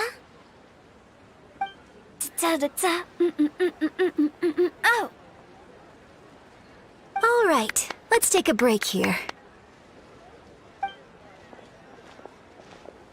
Oh wow, look who it is! Are you here to hang out with everyone's favorite funeral director?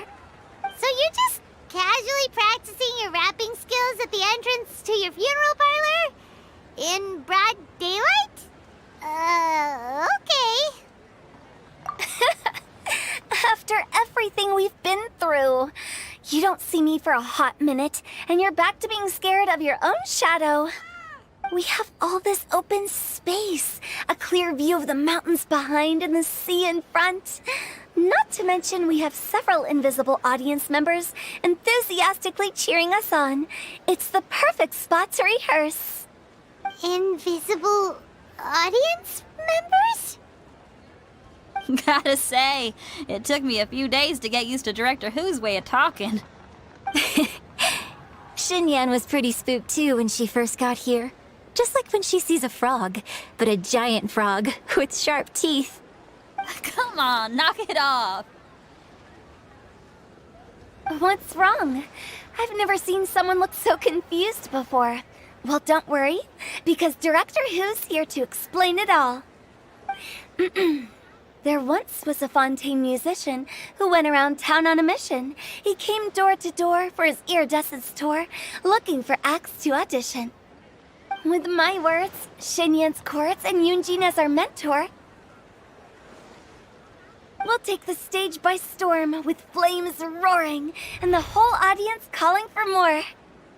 For sure! The whole dance floor will be yelling encore! Encore! Oh, now Paimon's rhyming along. But when you say flames roaring, are you sure this'll be safe? No, don't you worry about that. I'm pretty experienced on the stage, and I've already informed the Yuhong of all the pyrotechnics we're planning on using. Huh. Guess we'll just have to trust Xinyan on this one. Oh, Zhongli. He took one of those fancy meal boxes and set off for the mountains. Said he wanted to pay a visit to some old friends. It's a real pity that he couldn't be around for this. As well as being a true connoisseur of traditional art forms, he's able to appreciate Xinyan's performances too. Yeah, that's right. Matter of fact, he was the one who first invited me to perform here. To tell the truth, though, I never thought I'd really find myself rehearsing here one day. Well, now you know. The Wangsheng Funeral Parlor is a great location. All of you are always welcome to come and hang out here, especially if you're in the mood to try something new. I can speak to that. Hu Tao is always full of fun surprises. And jump scares. Actually, Xinyan, I have some lyric ideas for your part. Do you want to go through them together? Oh, sure thing. I'm all ears. Oh, Traveler and Paimon, I believe Zhongli was heading to Mount Hulao, so make sure you're hiking up the right hill.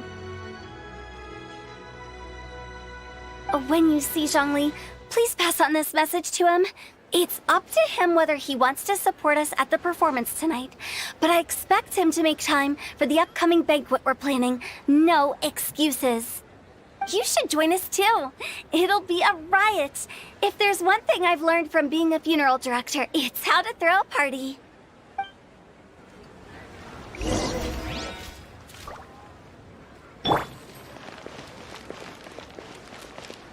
Okay, everyone. I think that's a long enough break.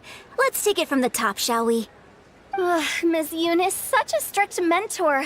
These breaks aren't even long enough to have a sip of tea. Well, you were desperate to get involved, and this is what it takes. If I gave you half the chance, you'd be sipping tea till nightfall. Hey, how about I treat us all to some late-night snacks once we're done? Hu Tao, what you craving? How about some stir-fried filet with a side of crab roe tofu? Where are we gonna find crab roe tofu so late at night? We could always just go pester masterful chef Zhongling. Now I'm hungry. All right, let's knock this out and then go grab some food.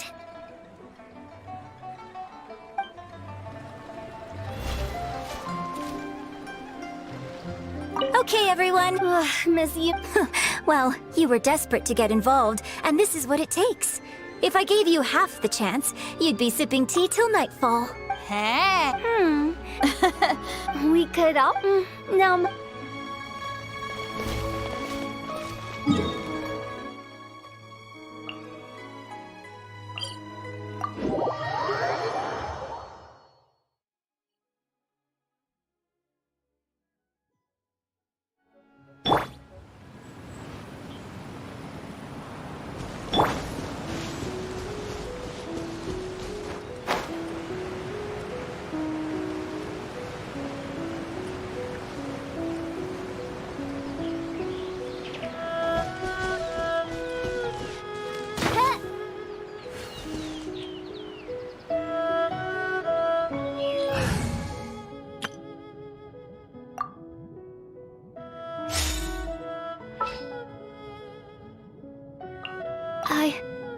I can do it.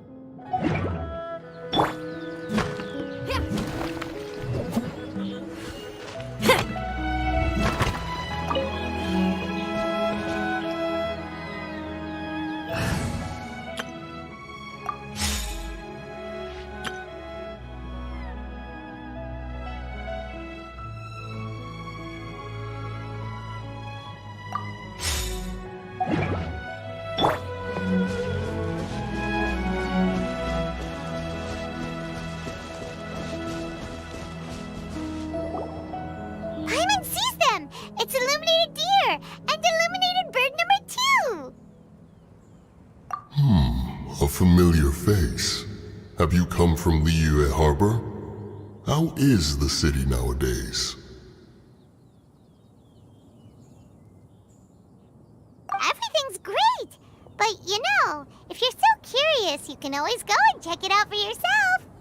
In fact, Mooncarver has been taking many walks on Mount Tianheng in recent times. I believe the sights of the city are quite familiar to him. Zhongli! Here you are! We've brought the bamboo shoots you wanted. Impeccable timing.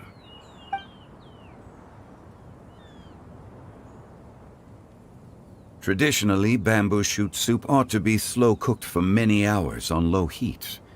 Using Adeptus arts to hasten the process is something of a shortcut.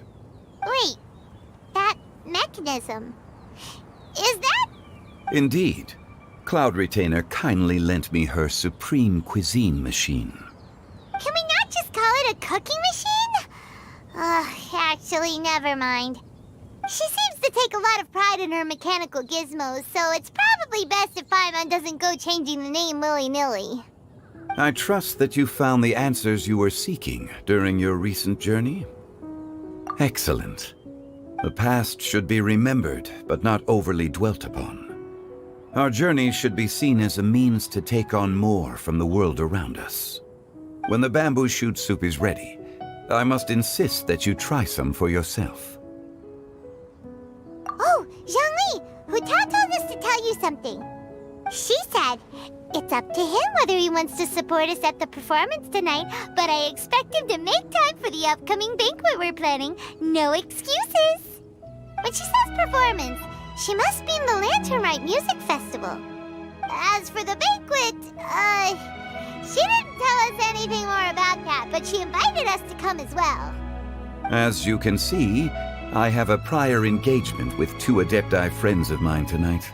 Please, give Director Hu my best wishes for the performance. As for the banquet, since the Director insists, far be it from a mere consultant like myself to refuse. Yay! Then we'll see you there? Absolutely. Rex Lapis, the bamboo shoot soup is ready. Thank you. I will examine it right away.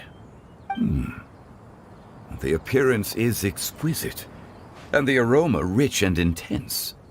The craftsmanship of this machine is commendable indeed. Since you came all this way, you should not leave empty-handed. Please, take some soup. It tastes most exquisite while still warm.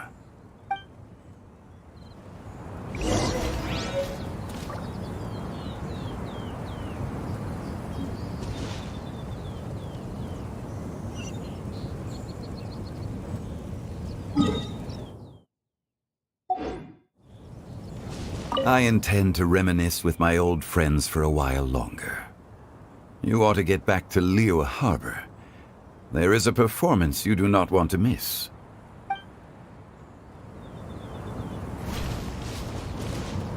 Had one known that Cloud Retainer was in possession of such eminently useful devices, one would have sought to borrow one from her long ago. And yet, since you share my lack of enthusiasm for mechanisms and fine dining, it would have become a mere decorative ornament in your abode. Not so. Had one had such a device to make up for one's lack of culinary prowess, Shenhe would not have had to rely on flowers and herbs alone for sustenance while under one's care. In that case, shall we rendezvous with Cloud Retainer one day soon, and request to borrow one more Supreme Cuisine machine. A fine idea. A fine idea indeed.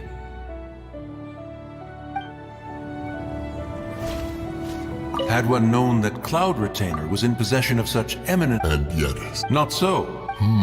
A fine idea.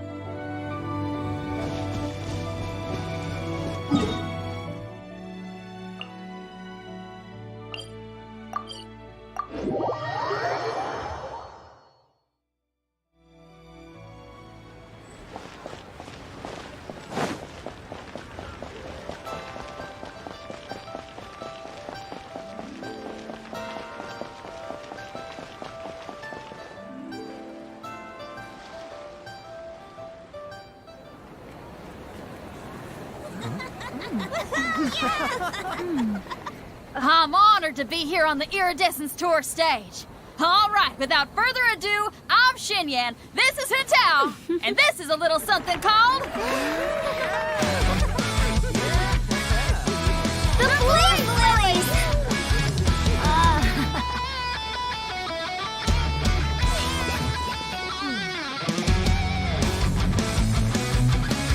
I'm up here blazing trails through the midnight sky, lighting up the world below.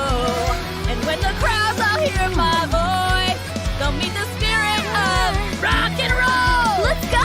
Hey, you butterfly, you two buzzing by, guiding your way to the afterlife, opening the path without a fright. Oh, I'll light the fire, watch it blaze across the universe. I'll spit my rhymes, watch you step, or you'll get burned. Hey, woo!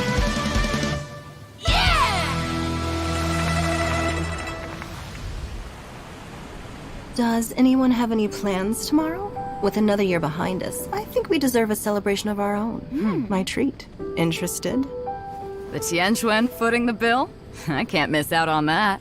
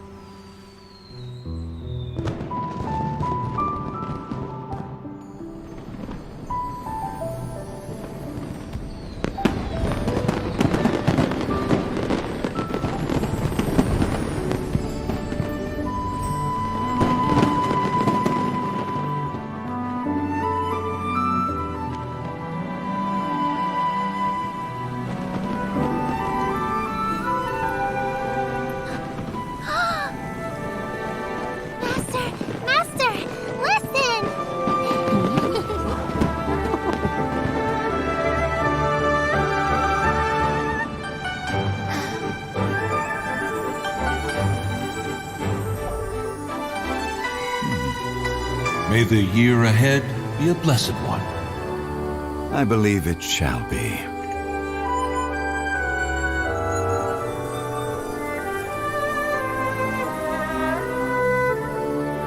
Master, the Xiao Lanterns, Elementary. One shall fashion for you a Xiao Lantern, the likes of which the world has never seen. And you must take it to Liyue Harbor to display its magnificence for all.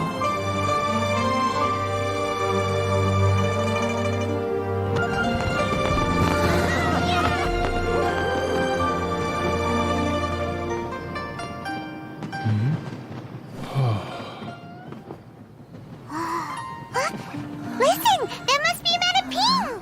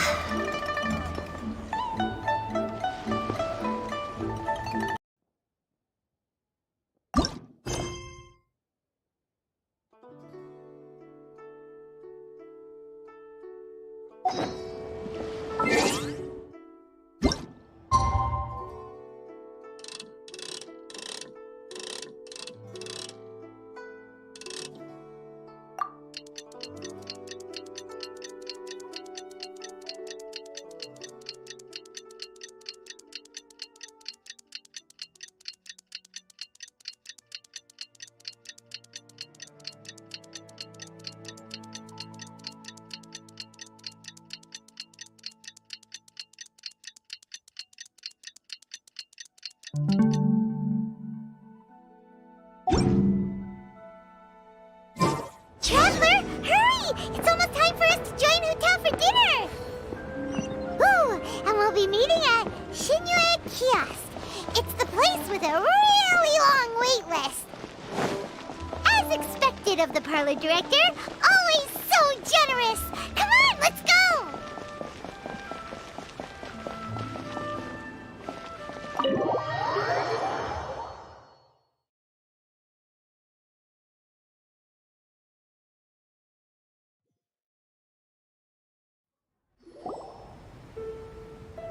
Oh, so that's how it is. Thanks for the suggestions, Mr. Zhongli. I have them all noted down. I've long heard that your knowledge encompasses all things old and new, Mr. Zhongli, but I never knew that you were well versed in the art of cooking, too. It is truly an honor to make your acquaintance. No need for formalities. I too feel humbled to be in the company of such talented young people. There are many things I could learn from you. Oh, you flatter us. If it's possible, may I trouble you to provide a few words of guidance for my practices in exorcism? Exorcism? I can't say I'm an expert in the field, but if you don't mind, we could start by discussing... Whoa, there's so many people here! All we knew was that Hotel invited Zhongli over. Paimon never thought we'd be meeting so many old friends! Happy Lantern Rite, everyone! Likewise. Please take a seat.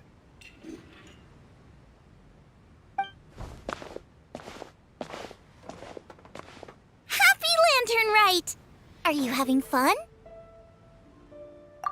Me too. I've seen Xinyan perform before, but this is the first time I've watched something like this.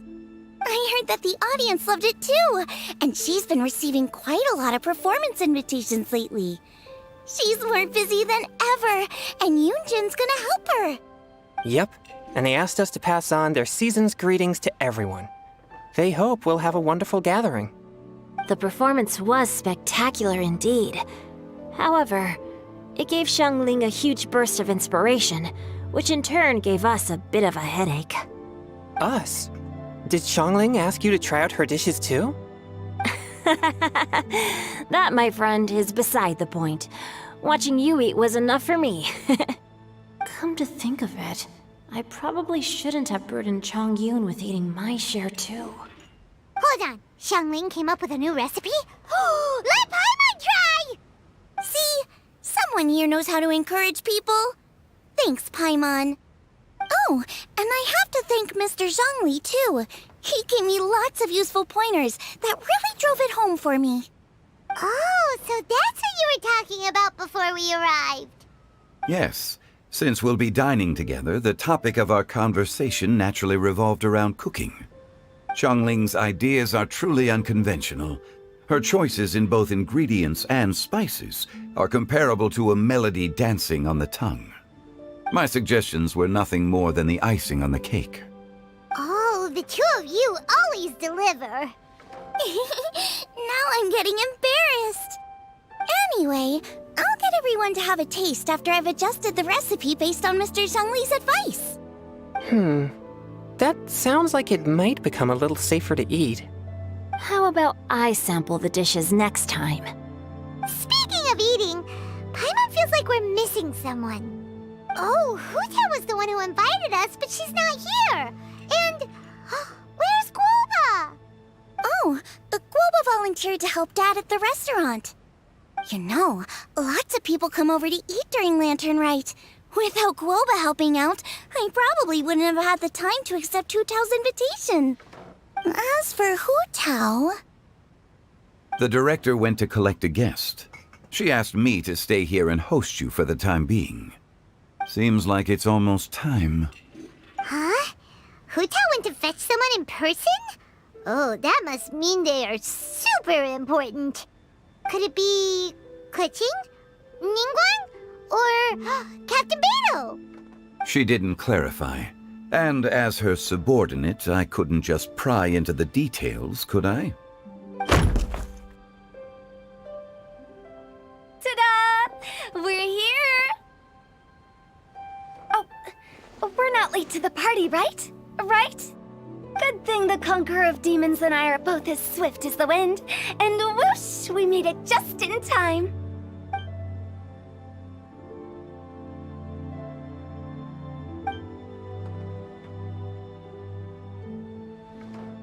Oh. I see.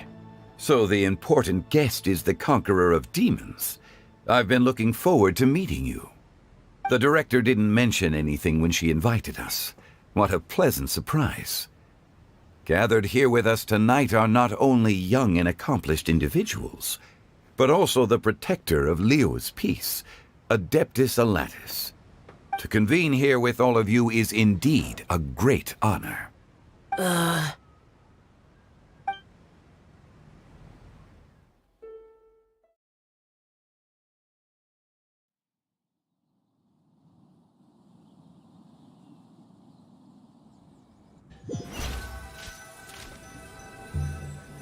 It's almost lantern right. Yet you took all the trouble coming here. The director has a way of making it difficult to decline. Rex Lapis, may I ask what troubles you? The director asked me to buy sesame oil in preparation for the celebrations. Huh.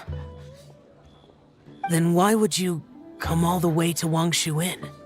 I had a pleasant chat with Chef Yanchao and received some spices from him. And, see? Here's some matsutake and a portion of ham. What about the sesame oil? It's a shame. I couldn't find the kind the director was looking for.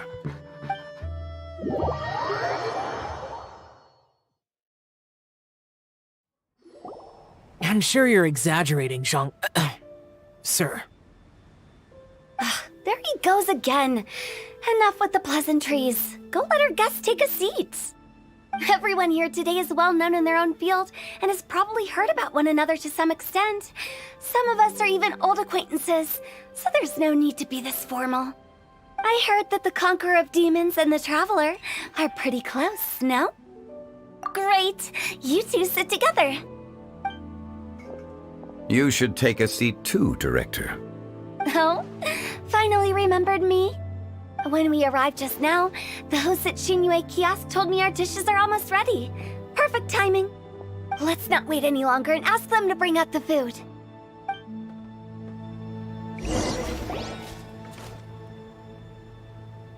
Paimon would have never guessed the person Hu Tao went to fetch was Xiao. Oh, that's also the first I've heard of the Traveler and Paimon being friends with the Conqueror of Demons. You know Xiao Chu? Knowing is a bit of an overstatement. I've always looked up to him. You might not know this, Paimon, but we exorcists have worked in close collaboration with the Conqueror of Demons for many generations, dispelling evil together, both in the open and from the shadows. Hard to imagine that thanks to Hu Tao, I've finally gotten the chance to meet him. Conqueror of Demons, I'm honored to make your acquaintance. Likewise.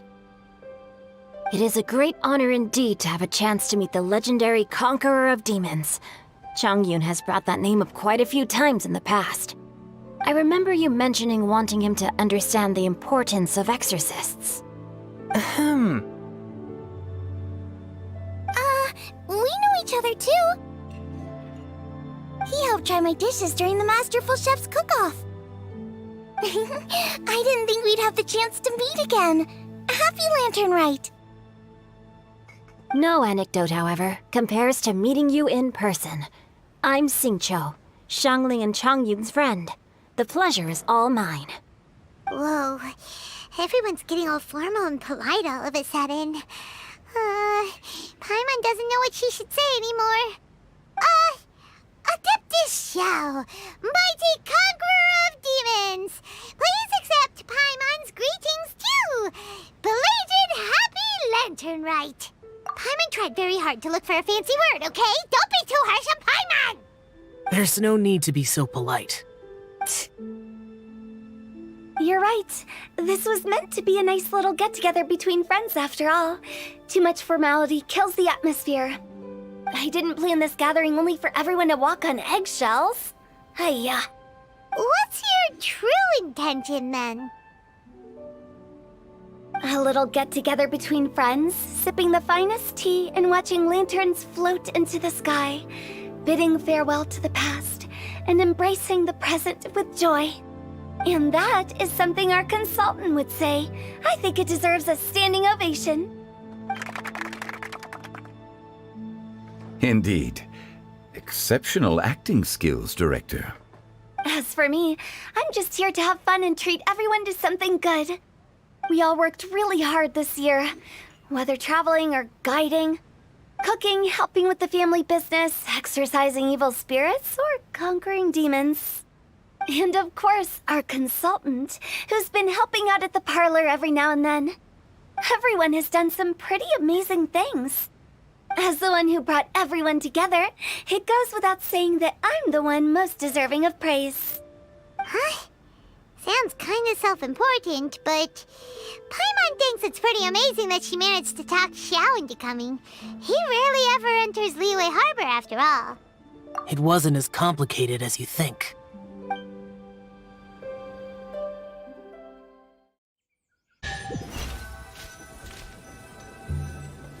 Okay, gotcha. Thanks, boss lady. It's not boss lady, just boss. And there she goes. What a lively girl. Conqueror of demons, Adeptus Xiao. Guardian of Wangshu Inn, hero of Dihua Marsh. I know you're there. Quiet. Do not disturb the peace. Sorry, but you wouldn't show up if I didn't yell your name, would you? I know you. You're the 77th director of Wangsheng Funeral Parlor. Is there something you need?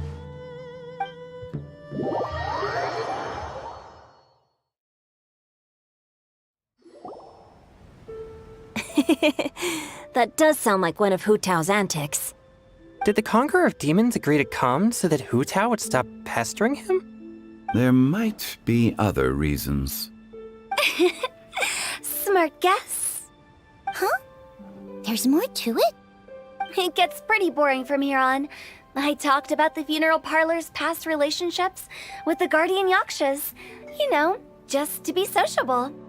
In the time of the Archon War, disputes were frequent, and disaster overtook the land. Humans couldn't escape from the torment of the plague, nor could they escape death. The Adepti vanquished the demons, the Millelith fought valiantly, and Wangsheng Funeral Parlor was responsible for purifying the diseased and sending off the spirits of the dead. That is how the border between life and death was maintained during the war. And it effectively prevented further incidents from happening. That's right.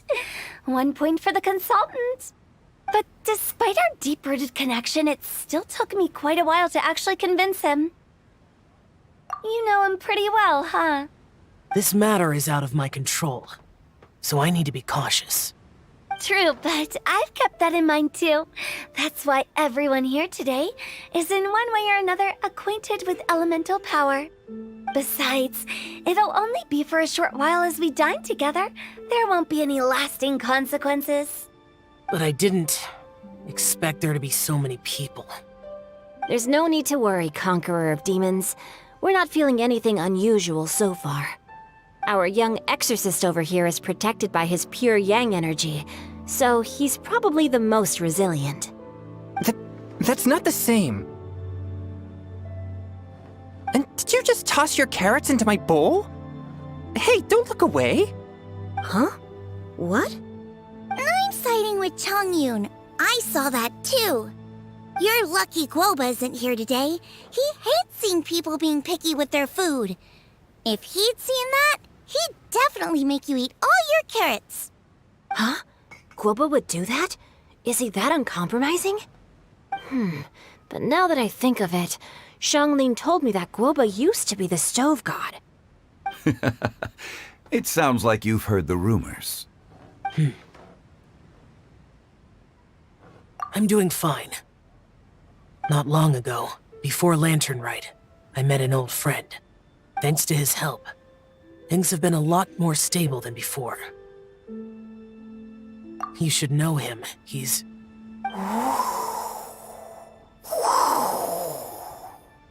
Seeds of story, brought by the wind. And cultivated by time. Did Paimon just unconsciously complete that saying? That voice. Could it be?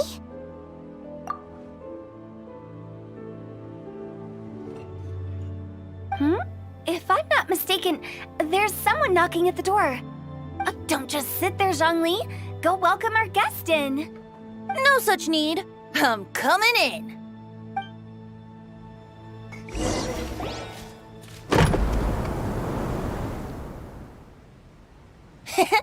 You finally let me in. Hello, hello. No matter if we've met before or not, this moment marks a brand new encounter. Old friends and new, happy Lantern Rite. Oh, it's the tone-deaf bard. Oh, he seems to carry a valiant breeze wherever he goes. It looks like we're gonna be friends. Fate has brought us together, so come on, take a seat and be my guest. Help yourself. Oh, I'll ask them for another set of cutlery. This young lady here is as bright as a fresh bouquet of flowers in the morning's rising sun. She no doubt is the one with the most authority here. Whoa, these dishes look amazing! Is it really okay for me to join in?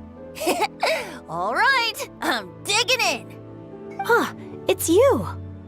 Oh, isn't this Genyu? Genyu? Yep. Now that I've taken a closer look, you're a fan of Genyu's works, aren't you?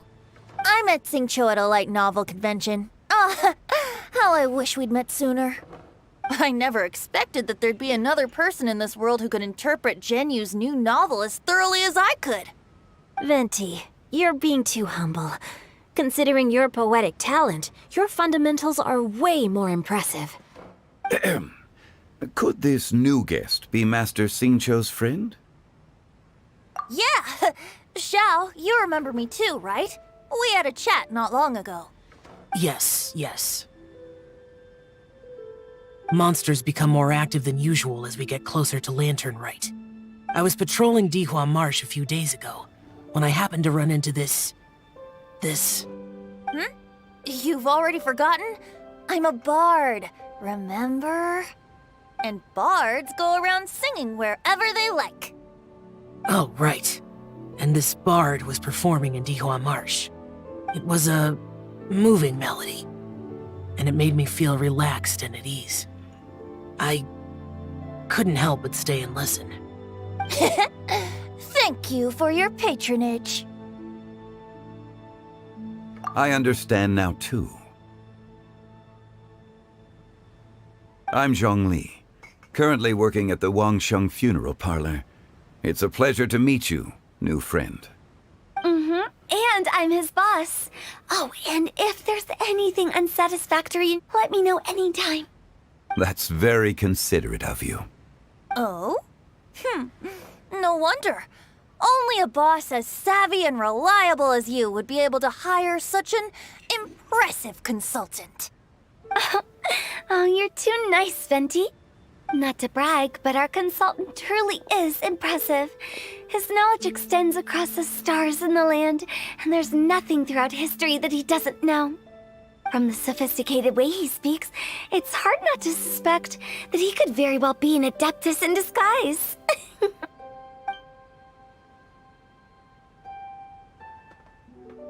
Shao, you're an Adeptus. Do you think it might be possible? Sorry. I'm only good at conquering demons. I'm afraid I don't have much knowledge in that matter. Really? But Paimon thinks you're super knowledgeable. Huh? Oh! Right! Xiao's a warrior. He doesn't come to the city very often, so it's, pretty normal for him to not know anything. Yeah. Really? I've actually heard a few things about Mr. Zhongli before. The guests in the tavern talked about this refined and courteous man who, instead of having wine at Mondstadt's finest tavern, ordered a cup of hot tea with the most complex name. Now that you mention it, I seem to recall that there indeed is a musician like yourself in Mondstadt. I've heard that he's elegant and amiable, his works witty and vibrant. It's no overstatement to regard him as the best bard in Mondstadt. Now you're making me embarrassed. I would say that Mondstadt's poetry is a little run-of-the-mill sometimes. There's one I heard a while back that went, "The old house is renewed, welcoming the spring breeze, awakening old memories." The meaning's there, but the word choices are unimaginative, and there's a distinct lack of literary flair. I think so too. The composition needs a little jazzing up. If I were to give it a go, I'd make it an old melon on a vine, a new flower that grows fine. Oh, good one! It feels unique and has a nice ring to it. You have great taste, Venti. I was right about you. Let's shake hands. Of course, of course. Hey, Shincho! Mind lending me a few books when we get back? Pick out some well-written ones. I don't know if it's my own lack of literary knowledge, but I couldn't tell the difference between those two. I don't think it's your fault. Chongyun's right. It's not our fault. Oh, you have a point. But speaking of, why is the tone-deaf bard here? Are you here to take part in Lantern Rite too? I heard that Liyue will be hosting a Lantern Rite music festival this year. As a musician myself, how could I possibly resist the temptation to come take a look? Or listen. Getting to know other musical styles is essential to sparking inspiration, don't you think? As for the Fontaine friend who hosted the festival, I saw him near Stone Gate the other day. The Iridescence tour has finally been held successfully for once, so I had to congratulate him. Don't think anything of it. By the way, I was watching as you entered Shinyue Kiosk, but no one seemed to notice me. Should I say that it's because I'm an expert in hiding, or that a certain someone deliberately ignored the sound of the wind? Whenever Lantern Rite comes around, Liyue Harbor becomes bustling with activity. People are all busy watching the lanterns and strolling around the shops, and they might just go travel somewhere on a whim. It is rather difficult to predict another's whereabouts. The festival is in full swing and proceeding smoothly, and we're all gathered here with friends new and old. This is no doubt a wonderful occasion worth celebrating. To come together with all of you at the beginning of the year, one can't help but be filled with joy. In a moment like this, I propose we raise a glass together. In my case, tea in lieu of wine. Very well said, Mr. Zhongli. That was exactly what I wanted to say. Now I'm getting a little self-conscious. I didn't cause you too much trouble barging in like that, did I? We usually drink wine during occasions like this over in Mondstadt, But since Mr. Zhongli insists on drinking tea, I'll give a toast with tea too. Everyone, thanks for the treat. You're welcome. As the host of this gathering, I hope everyone enjoys the food and drinks. May this year be better than the last. Considering that everyone may have other matters to attend to later, sticking to tea seems like a good idea. All of a sudden, they started proposing toasts. Should we? What's with the urgency? Sure. Have you two finished eating? It's always nice to have a breath of fresh air after a meal. Helps with digestion. Paimon will come too. Yeah? Okay then. Don't forget to come back.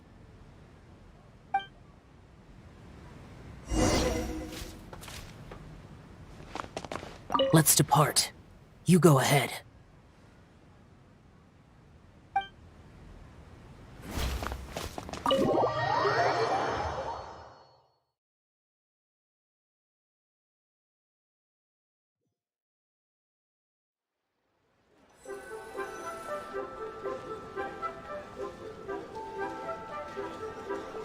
Are you all right?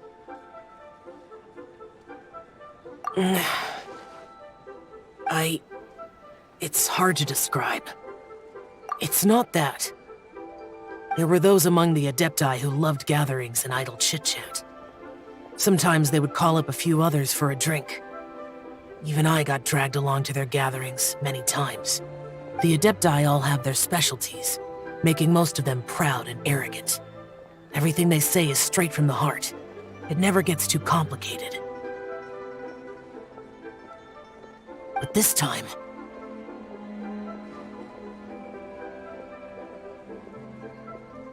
That's not what I meant.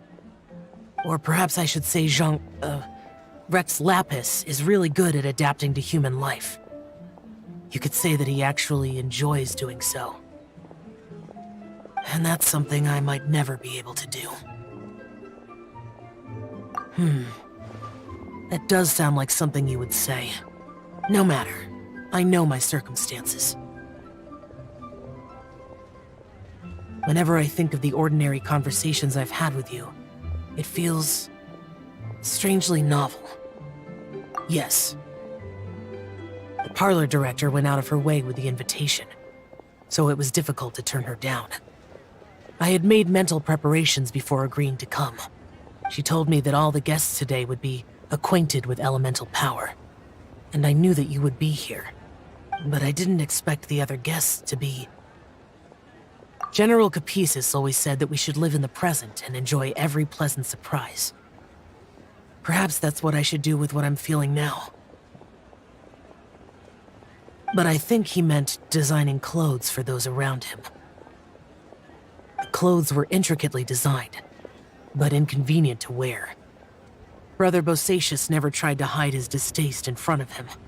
Rex Lapis did like his designs and even collected quite a few. The outfit he wears now was also designed by General Capisis himself. I never saw him wear this during the war. I didn't expect him to start wearing it later. Oh, here you are. I'm not intruding, right? You're not. What is it? Hu Tao saw that everyone's done eating and asked the staff to bring out the desserts.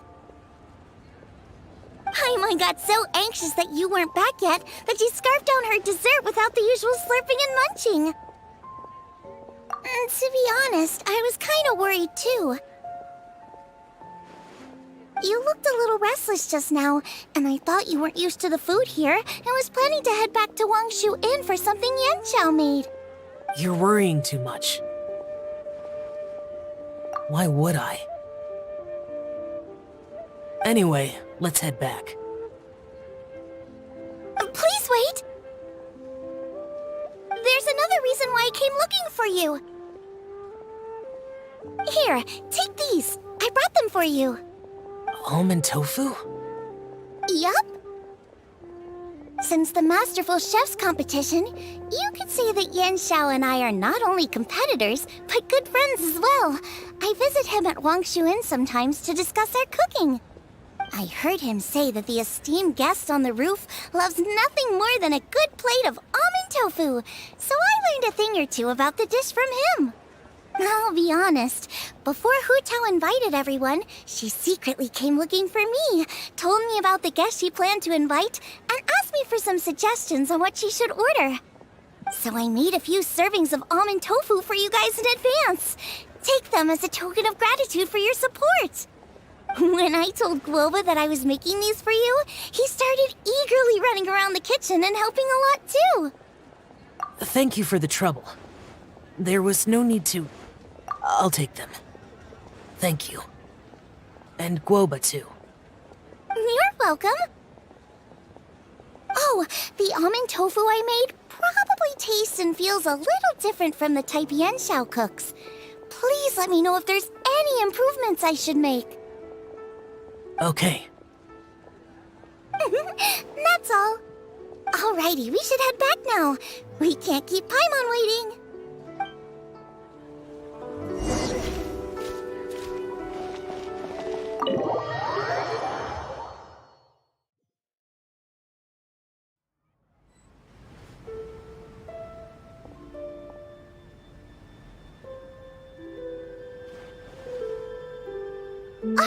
You're finally done whispering secrets to each other? So much for promising Paimon you'll be back soon.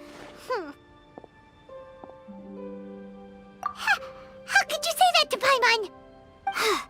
In that case, besides having no sense of time, Paimon will let you know what having no sense of fullness looks like. Your dessert is all Paimon's. Sorry to keep everyone waiting. No worries, we're all just chatting here. There's no serious business to take care of. Whether we're chatting outside or inside, it's all the same. Paimon's too busy eating to talk to you. But even though we're all well acquainted by now, I think this festive gathering deserves something ceremonious. Oh? Is this some local custom? Nope. This is something I made up so that good luck will be on our side, that's all.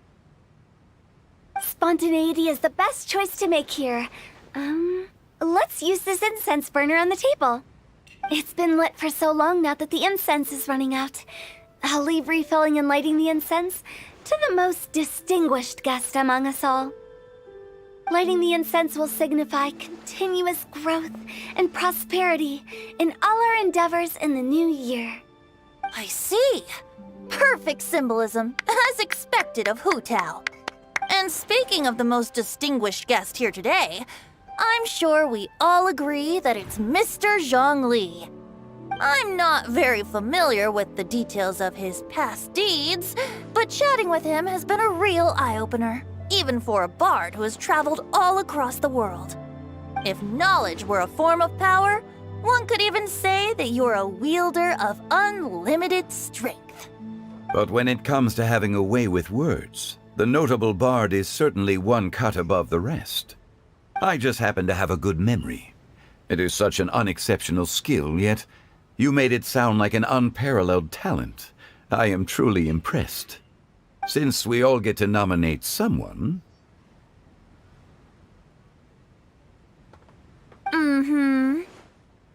I think it's only fair that we let the parlor director light the incense. Huh? That won't do. Don't flatter me just because I'm your boss. We are looking for the most distinguished guest here. As the host, I shouldn't be involved in this discussion at all. Now that we've enjoyed this table full of delicacies, how about we let our one and only chef here do the honors? Is this really the way this works? I didn't cook any of these dishes. It's not a big deal. Just look at her! Xiangling, the disciple of an Adeptus, the Stove God's best companion, the winner of the Masterful Chef's competition. The only heir of the famous Wanmin restaurant. A good old friend of mine. There's no better choice. Why does Paimon feel like we're back at square one again?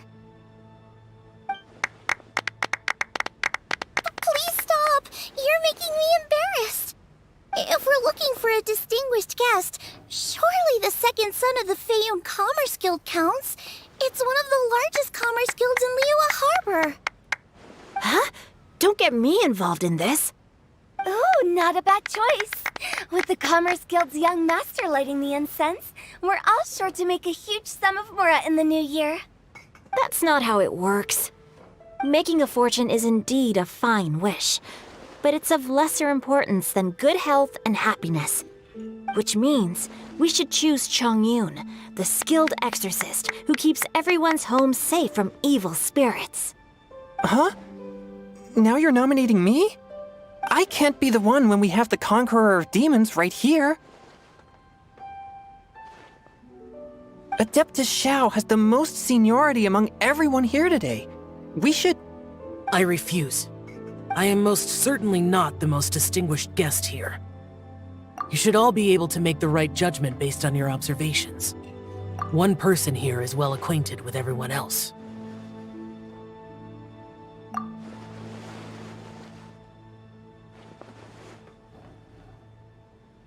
Oh, that's right!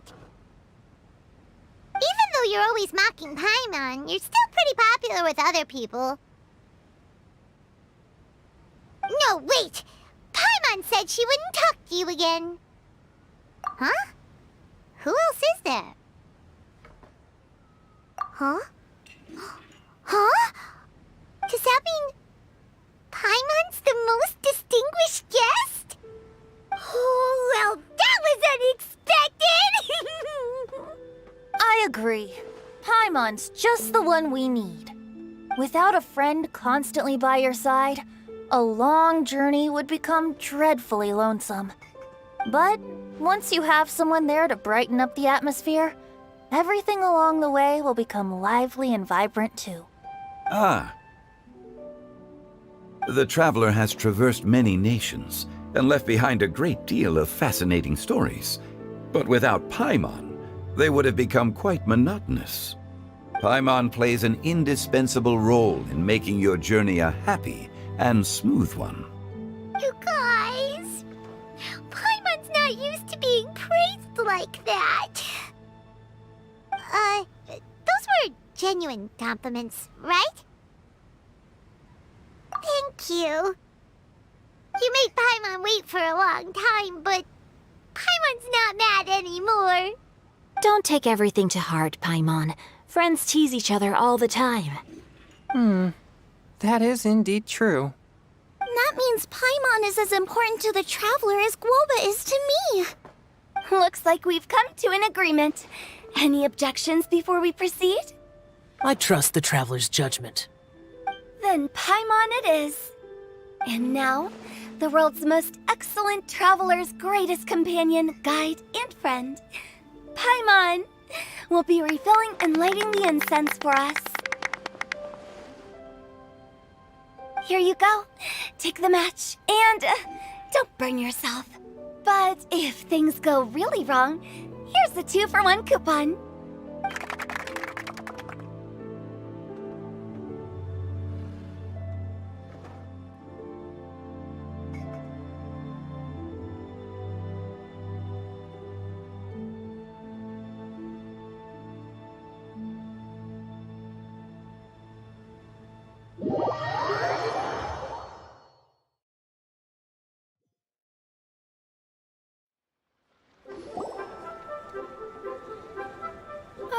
It's getting late. I won't take up any more of your time. You're all free to go as you please. Yep, the tea was amazing too. You don't have to go all polite on me. Just remember to come when I invite you next time. Let's see. It's dark out, so I'm going to accompany Xiangling, Xingqiu, and Chongyun back home. As for the rest of the guests, I'll leave them to our consultant. No need. I'm headed towards the harbor to meet a friend on the ship. There's no need to trouble one such as Mr. Zhongli. I think you know the place I'm talking about. Come meet me anytime. It was great getting to know you all. Let's meet again when the spring breeze begins to blow. Bye! Oh, we should write poetry together sometime. We'll catch you all later then. Don't forget to return to the parlor later. There's something I need you to do. Understood. See you later. Well then. Rex Lapis. Just Zhongli will do. I live as a mortal in Liyue Harbor now. I am just one among many who begin work at sunrise and retire to rest at sundown. If we were to consider status and seniority as Zhongli, I should be respectfully referring to you as Adeptus Shao. Heaven forbid. Not you too. I meant what I said.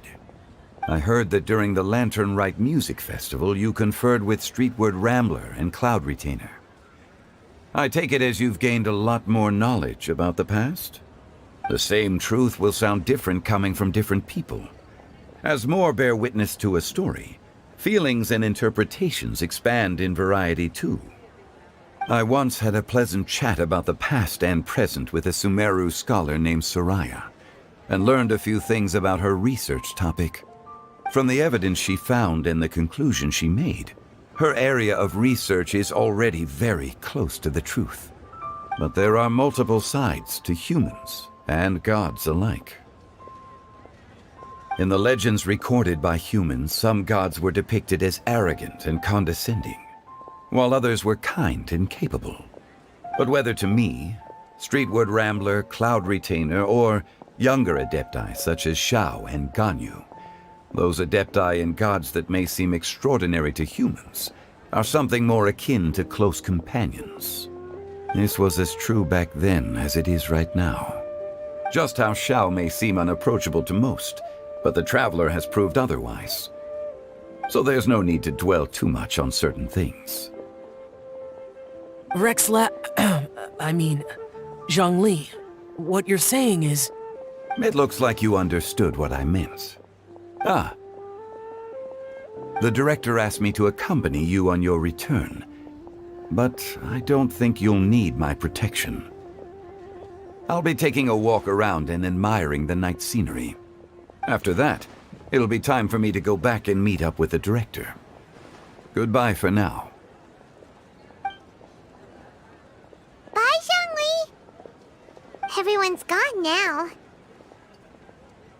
Paimon always feels a little empty inside when a lively celebration ends. But at least you always stay by Paimon's side. No. Paimon got it mixed up. Paimon, the best and most distinguished travel guide, will always stay by your side, Traveler. Good that you're aware of that. Shao, is there anything else you want to do? We could take you on a tour of Liyue Harbor. No need. I've stayed here for much longer than I had expected. The city lights are a fine sight, but it's time for me to leave. The events of today occurred so abruptly. I appreciate your kindness. Okay. I'll see you next time then.